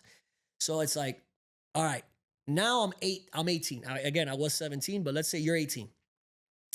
Hey man, what do you want to be for the rest of your life? Go ahead, click a little box on this application for your college, and then study for 4 years, and then go and do this forever. Go ahead, make a decision today, you 17-year-old mohong. I checked off accountant. I wanted to be an accountant. My middle cousin, someone I've always looked up to, is an accountant. And you couldn't pass accounting. I couldn't pass college fucking algebra. Forget accounting 101, right? So what happened? I said, oh, you know why? Why did I choose accounting? Well, I look up to my cousin. He's the man, and he's an accountant. That's probably had something to do with it. Okay, second thing. I like numbers. I kind of like math and numbers, but because I like money, not because I like formulas and equations and accounting and fucking tax codes. Nope, none of that. So now it's like, all right, I want to be an accountant. Cool. 2 years in, I don't have a 3.5 GPA to get into the School of Accounting. Now what? Oh, I'm sorry, sir. Here's your application. Let's erase this little checkbox. You got to check another one from this line down. All right, I'm going to do business. Fantastic. You're doing business. Great. A year later, I don't have a 3.2 to get into the School of Business at FIU. What do? Sir, here's your little papelito back. And you're left with communications major, like all the way in the bottom. Bye. You got a 2.2. Here's a paper. Keep paying, right? So I changed. I don't even remember what my last major was. 7 years in, so I started FIU 2006. Okay. 2013. Okay. Now again, we talk about putting ourselves That's when I graduated college. Okay, there you go. That's when I could have been a doctor at that point. Yeah. Okay. My dad is not rich. Okay. My parents came from Cuba, same immigrant story, worked their ass off, XYZ. I will never forget in 5th grade, being in my middle school, my dad he went to the collection. I might get teary-eyed. He went to the collection. He had always dreamt about a Boxster, Porsche Boxster. He finally, he was doing well. He had just retired. Blah, blah, blah. I'm going to go get my Porsche Boxster. Cool. I test drove the shit with him. You know when you see your dad like happy? Yeah, he was excited. Oh man, and you don't know at the time. That's how my dad was when he test drove a 350Z. And Do you feel me? It's like yeah, that little kid feeling, and then you see it, and it's like that's the first time I see that, because every other time he's happy for me, but this he's happy for him. Like this is something that's making him happy, not me making him happy. Yeah, yeah. And you know, I saw that, and 3-4 weeks later was when I started getting in trouble in school. So my mom and him had the convo, and he did not get his dream car. To this day, he's never gotten it, to put me in Berlin. To this day, you ask him, best thing I've ever done in my life. Him saying that. I'm glad I didn't get the car. Look at XYZ, right? Why do I give you all this information? Fast forward 14 years later from 1999, when he was going to get the car, to 2013. Hey, Dad, I think I'm going to drop out of college. Oh my God. Imagine, you want to talk about fear? Bro, he must have freaked out. Dude, he didn't. How crazy is this? So this is where the respect comes in, right? This was the turn of demonizing my dad to humanizing my dad. He looked at me. You could tell he was 100% shell shocked. Mm-hmm. You know, like the Ninja Turtle game back in the day when you get frozen, like shell shocked. He was. But he wanted to talk to you. He turned around. At the time, my sister had moved out of the house already, and I had converted her room into my office. I had the TV with the computer. I was working off the fucking TV. You know, like, you're a cool kid. Cool kid, which is kind of crazy, because do you know that's my first company's name? Cool kid? Team Cool Kids. That's fucking hilarious. Anyways, so that's a whole other story off camera. So I'm in there working, whatever. I finally build up the balls. My dad's walking by the hallway, and I just, hey, Dad. Yeah? He like takes a foot into the room, and I'm like, I want to drop out of college. Takes 2 feet in, he closes the door behind him. I thought I was going to get my ass whooped. I was like, oh, fuck. No wonder I was scared. He's about to kick my ass. This is, you know, my dad's an ex-Marine, Gable's, he was in Vietnam, Purple Heart, shot at war, like the whole fucking night. My dad's a gangster. He's closing the door. I'm like, what's going on here, right? Like, he's never hit me, and I no reason to think that, but like, yeah, but you got scared. You're already scared before you close the door. I was scared to say it, and now it's like I see his eyes open. He's like in shock, yeah. And he looks at me and he says, "If you would have told me this, first of all, he closed the door for my mom not to hear him. Oh wow, I didn't know that at the time, right? Because if I would have told my mom I'm dropping out of college, she would have beat my ass with a chancleta. Whoa, chancleta, belt, you call it. It would have all been tag team, right? But my dad closed the door, and then very low key, he says, if you would have said this 3 years ago, I would have told you that's not an option. But something changed in the last 3 years where you're taking this," and he points at the TV I was working on, "very serious. And in life, you have to take chances on what you believe in. Why are you dropping out of college?" Well, because I want to take all my attention and time to focus on this. I pointed at the TV screen again. And to be honest with you, Dad, it's been 7 years and I don't have my AA. I don't know what I'm going to school for. And when I don't know what I'm doing something for, I don't do it very well. Like my heart's not in it. My head's not in it. I don't even know why I'm driving to school, besides the fact that I can't stay here because you would know I'm not going to school. So there'd be days that I'd be hungover off my ass, right? College days, partying in the Grove all night. I would go to FIU and sleep in my car because I couldn't sleep in my house. My parents would be like, yo, you're skipping school? Yeah. I drive all the way to FIU, and then sleep in my car for 4 hours and then come back like if class ended. Wow. Dude, when you're at a point that that's what you're doing, what the fuck are you doing? You're lost. You're lost in the sauce completely. So he tells me, this was 3 years ago. I would have told you absolutely not. It's not an option. Let's do this. Make a deal with me. You already know that's not good. Yeah, right? Well, I don't know. Deal or no deal, like, he's like, let's do this. I'm going to give you 4 years. Okay. That's how long it would take you to get a degree. You're telling me you know what you want to do. If you knew what you wanted to do in school, you should have gotten your degree already. So I'm going to give you 4 years to make this from a hobby to a reality. Mm-hmm. Okay. And you're going to make me a deal today. The day you become successful and financially well, and you're at a point where you feel like you have a little bit of time because your business now is operating, go back and get the papelito. Because me, what I want is that when I go and I die and I move on to my next life, to know that you're good. And that papelito gives me a little confidence that you're going to be good. I'm confident as shit that you're going to be good regardless. But give me that papelito as part of the deal. And the second part, if you don't end up being successful, you know when to cut it and you know when to say, all right, I got to go back to school and start over. I don't want you to have a 10-year failure. You have 4 years to fail. So I said, all right, I'm up, you know? Yeah, you got your freedom back. Freedom, I go bro. all in. The next day, I go get an office in downtown. But what business is this? Team Cool Kids, it's fully a promotional company at this time. I can't believe I got the name. It's crazy. I had Team Cool Kids and Team Cool Chicks, an all-guy promoter company and an all-girl promoter company, and then we'd throw parties together, and then, of course, you had the mesh, right? So that was Cool People, Cool Kids. Then that turned into affiliated members because it affiliated everybody under one umbrella. And then that launched, you know, from being promotions to now also being in the DJ. Because I was the one booking the DJ anyway. So I'm like, wait a minute, I'm doing this indirectly. Little did I know that my side money was going to end up being my career choice, right? In the industry world, in the DJ world. But so 7 years, 2013, I have that conversation with my dad. 2017, he reminds me of our deal. He says, oh yeah, it's been 4 years. At this point, 2017, I just moved back from Vegas. I had lived out there for 2 years with Zaya, actually, to expand Rockwell to the West Coast. I had moved back. I was working at a nightclub in downtown as a VIP director. I got recognized for doing a good job there by the COO of Breakwater now, which is the company that owns the Wharf and Carousel and all Pier 5 and all those places. I was brought on to be the opening manager at the Wharf 2017 when it opened. Nice. And my dad said, oh, hey, it's 27, you're 4 years. You're fucking killing it. Congratulations. Wow. And bro, What that feeling, woo, you're lucky I'm not crying right now on fucking camera, right? Like that is the ultimate feeling, right? So 2019, 2018, I must have dropped out of school Q4 of 2012. Okay.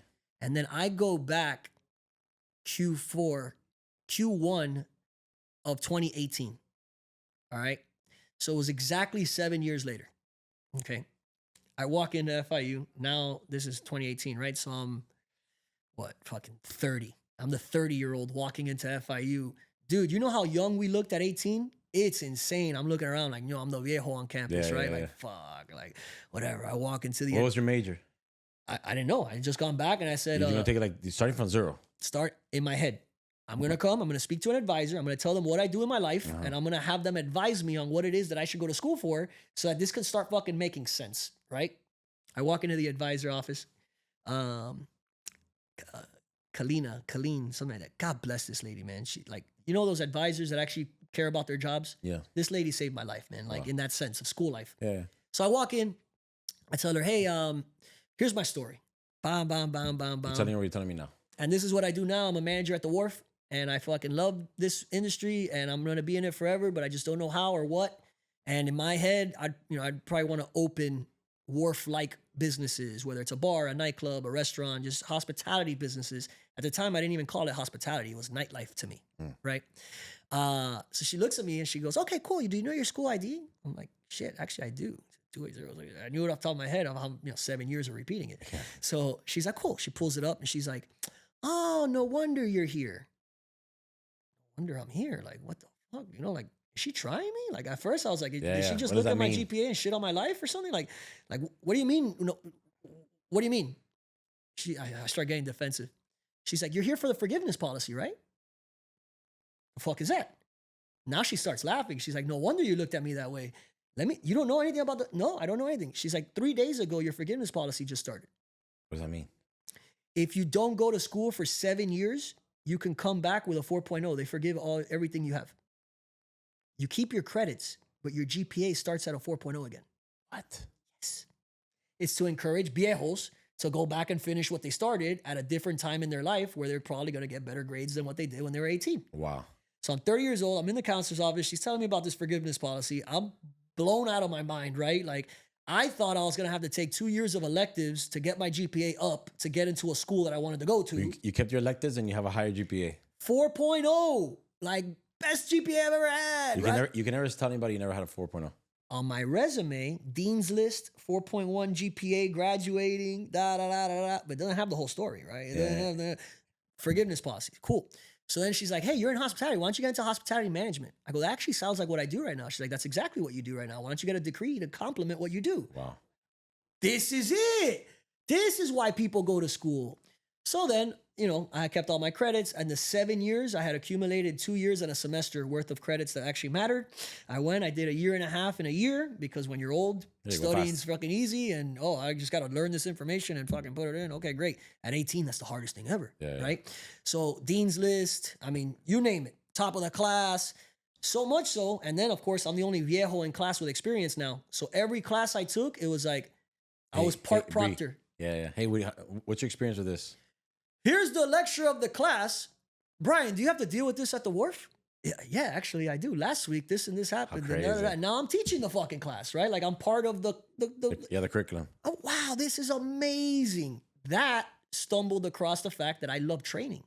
I actually liked getting in front. Most people would have hated that, right? Like I'm the viejo, no one's listening. I would get up there and find analogies and be like, "Look, bro, in hospital." He'll let you go up there. Bryan, go ahead and talk about a story in this case. Oh, you're in heaven. I was fucking loving it, milking it. And then I'm finding ways to correlate. Like, all right, this girl's 18. What I'm saying, she has no idea what I'm talking about. Okay, listen, having a plan is like Waze. Do you guys use Waze? Now the whole class looks up because they know what Waze is. Oh, that's an app, right? Cool. If you open your Waze and you're like, hey, I want to go to downtown. It doesn't have enough information. There's no plan. But if you put in there, I want to go to 50 Southwest 1st Street, Miami, Florida, 33133. It tells you where to go, the fastest route to get there. Along the way, if there's traffic, it tells you how to adjust, how to pivot. It's called having a plan. Yeah. So I correlated having a plan to driving instructions on Waze, and like how important it is to know where you're going before you start driving. It's crazy that you're giving lectures about planning. And then I'm like, what the fuck is going on? So I started getting excitement out of this and that. Then that went into training. That's when I became the training director and regional rep for the company I was with during COVID. And then, and you get all these, you figure out what you want to do along the journey. Yeah. How the fuck, looking back at 17, was I supposed to check off a box that I was going to do for the rest of my life? I had no journey experience to make that decision off of. It's insane. I'm going to tell you something. Go ahead. You had asked me about what, because I have a very, very similar story, like super similar, but we're not going to talk about school-wise? Very similar, almost identical, which is why I created the scholarship. I have a scholarship called the Excess Credit Scholarship. So we gave $25,000 this semester for kids and for people that couldn't figure out what they wanted to do. It's so big. So if you can just tell us your story and why it is that you couldn't pick it and why you feel that this is you qualify for the scholarship. But that's not about amazing. God bless you for that. That's rewarding. Fuck what your P&L at the end of the year, throw that away. The fact that you were able to do that, wow, warm and fuzzy, dude. So you had asked me about a book. Yes. I knew because you had asked me, well, how did you go into? I'd always kind of knew I was going to go into construction because I had a lot of mentors in my life. I had people that were guiding me. There was a guy that he literally told me, you need to study construction management. What you're looking to do, he was like that, that advisor. Like, hey, what you're looking to do is called construction management, and FIU has a program, and that's what you should do. And I said, okay, dude, imagine so before you read books, the value on that, because the books are good. And I'll be honest with you, I don't read. I'm not smart enough to read, so I don't read. I actually don't. You said about the Patrick Bet-David. Mm-hmm. I don't watch podcasts.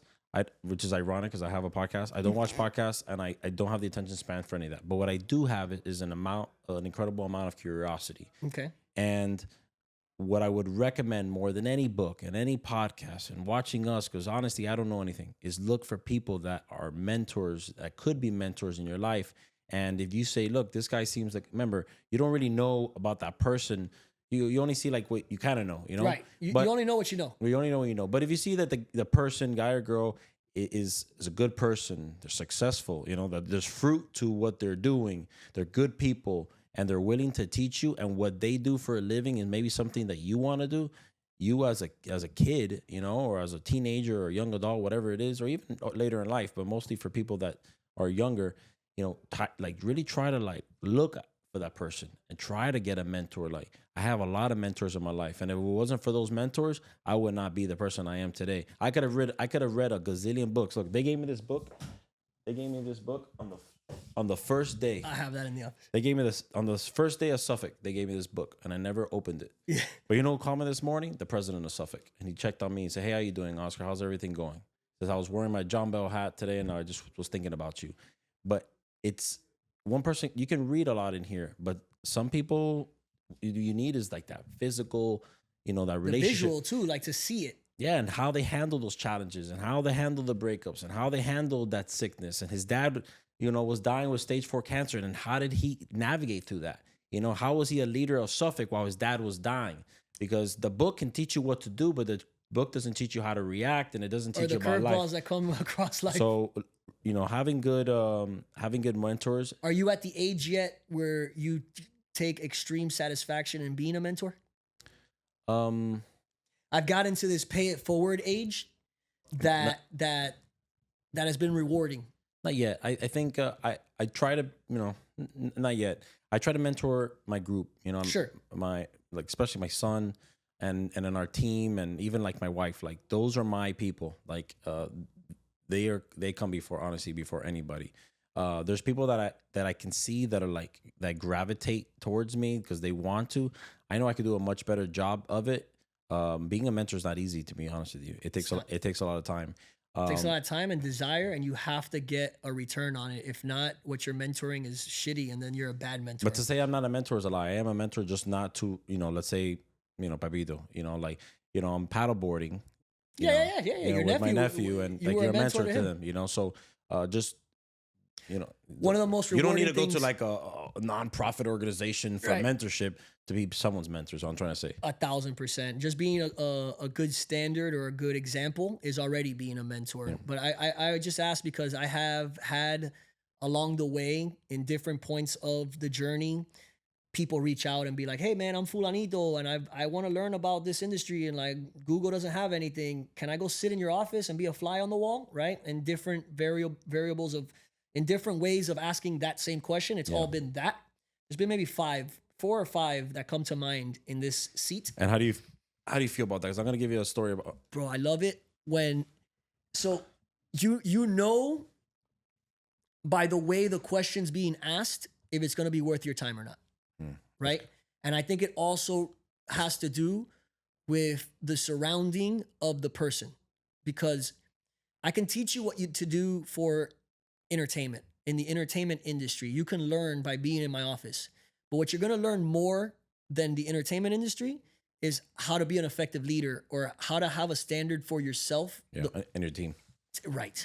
Because I've seen in different points of my life where it's like this intern comes in, right? Because, what else do you call a mentee? I mean, so it's all right, be part of an intern program that I'll build out for you. We'll go over marketing, QuickBooks, I'll teach you 4 or 5 things that you could use for the rest of your life and anything you decide to do. Well, we have 2 interns. Bam, bang, cool. Then,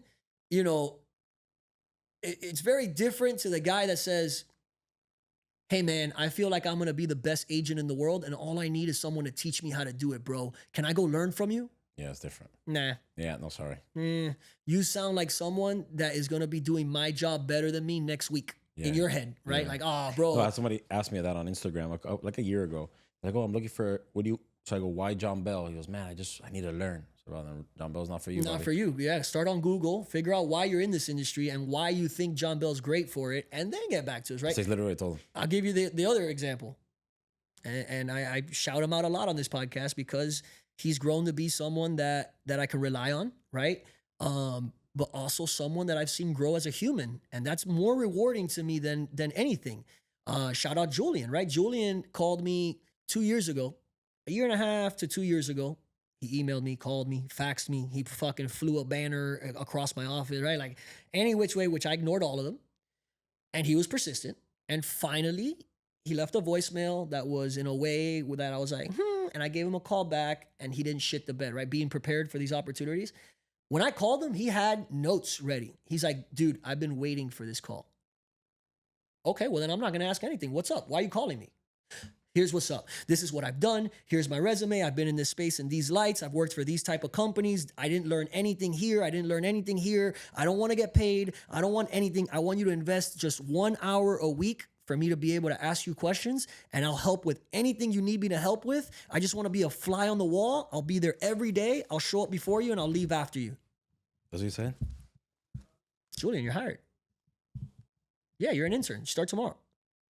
6 months later, that girl I told you that was handling accounting that had to leave the country, she left. Julian, you knew how to do accounting, right? You learned from her for the last X amount of months? Great. You want to start Monday? You're gonna get paid this time. Yeah, sure. Yeah, here's your salary. I'm gonna get paid? What? Yeah, because you're prepared. Not only were you prepared for the call when I actually called you back and got you in the room, now you're prepared in the room for that if anything were to happen, you're ready to step the fuck up. Yeah. Something happened. Step up. He started as an admin assistant. Then he was the accounting associate. He's the office manager now, and he doesn't have a better title just because there's not enough people under him for an operating manager or anything of that sense. Yeah, What do I do? Yeah, exactly. But like, he's the number 2 in the company right now. Amazing. That's just someone that wanted to get there. That there isn't a Monday that goes But by. it was your gut also, like My gut. Your gut gave it the opportunity. Oh, Goes big back to time. what we were talking about at the beginning. Big time. And there isn't a Monday that, to go to what you said of curiosity. There isn't a Monday, because Mondays is the hour and a half he gets for operations. And before it was a Friday coffee. Ask me any question you want, I'll give you free game. Now we're going to talk about Rockwell. Don't ask me any questions. We're operating. But every Monday he asks me, what can I do better? Bro, fuck, man. If you're starting there, you already told me you care. Yeah, yeah. That's half That's the battle, crazy though. right? He's 24 years old. Tell me his number. Yeah. He's 24 years old. Wow. At 30, this guy's going to be a fucking machine. But going to his personal life, he reads a book a month now because we have in the office a book of the month, policy that you have to read. I have Brian's bookshelf in the corner there somewhere. And it's like, 60, 70 good personal development, leadership books. Read a fucking book a month. They're normally, the short, we're not reading a fucking good to great novel, right? But read your 110-page thing once a month. That's good. I don't need you to write a paper because I don't want this to feel like school, but we do take one Friday a month where we come together and talk about the book. What'd you learn? Oh, yeah. And Jim in the book's a fucking cocksucker, huh? Yeah. What makes Jim a cocksucker?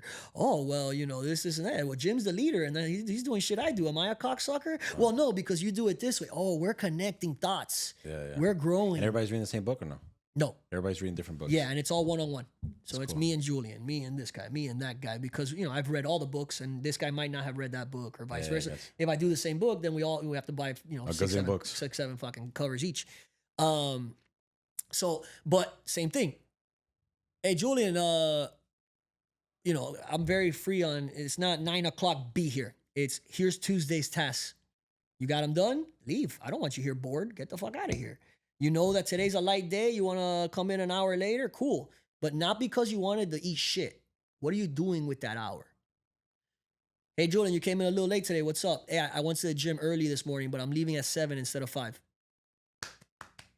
Don't fucking tell me. I don't got time to manage you. I don't have time to manage you. I have time to help you grow. I have time to mentor you to this day. I have time to lead you. I have time to help you do a job better. I have time to answer all your questions. What I don't have time for is to ask you if you're doing your job. What are we doing if I'm asking you that? Then I don't need you here because you don't want to do your job. You're being forced to do your job. You're not forced to be here. Right. Sayonara. Have a great day. So I do bring this up because I want to tie that's being curious doesn't only get you information sometimes. It sometimes also gives you an opportunity because by being curious, you're already showing the other person that you care. Yeah, and you put yourself in a like we said, we're putting yourself in an opportunity to succeed. 1,000%. Maybe not today, maybe not tomorrow. Eventually. Maybe never. Maybe never, but maybe 10 years later, something happens and you and that guy, your companies merge. Because he knows that you know everything about his company and he knows how you work because you've had this Right, he culture recommends you or and he anything. recommends XYZ and maybe you guys work together now or anything that comes out or man, this huge client that he recommended you that because he doesn't recommend anyone, but he's comfortable that you're not going to make him look bad. Yeah, yeah. Right? Like that confianza starts by like asking questions, showing you care and being present, being fucking there. There's nothing worse than when I'm talking with someone and they're like, wait, can you repeat that? My dude. It's two people talking. I'm not talking even on a podcast. I'm talking about like Again, real life. in like this At thing work. called like reality. Yeah. Yeah. So, anyways, Oscar, thank you so much for your time. I want to make sure that people know where to find you. Also, you mentioned that you have interns in your office. If there's like an intern on the website, sign up. Anything that people can maybe gravitate to you. Feel free to plug it in right now, and let them know where they can find you. Oh, well, you can find us on johnbellconstruction.com is probably our website. John with an H. Yeah, John bellconstruction.com. Yeah, johnbellconstruction.com. You go to our Instagram, John Bell Construction. We have TikTok. We have YouTube. We have our podcast, which is a Set Apart podcast. And we do have a lot of different openings available. So if you guys want to go to our website, you can see all the openings. You can actually apply directly online. It'll go straight to my email and to HR. And at the end of the day, we're looking for good people that work hard, that want to learn, that want to make a difference in our community, and just people that are hungry at the end of the day. I'm making it a point to make sure, unless it's like a debating episode, I'm making it a point that everyone that sits in that chair has this standard that I kind of revert back to talking to. So if you're out there and you want to be gravitating to the standard that we speak of, and you want to be surrounded by people that actually want to see you win, see you grow, and will be part of the team, not just expect you to be their team, I highly recommend, if you're in this space, go try it out. Go apply, go pass by, introduce yourself, do whatever it is that you can do to stand out. And know that if you do get selected, or you do get the opportunity, that you are in great hands. So with that, be prepared. And be prepared, because when the opportunity comes and you get that call, you got to be ready to go. Be prepared so you don't have to get prepared, right? Or no, always be ready so you don't have to get ready. That's that saying. Exactly. Anyways, Oscar, thank you so much for your time, brother. I'm glad we built this relationship, and I'm sure we'll do it again soon when you're doing 200 million a year. I can't wait.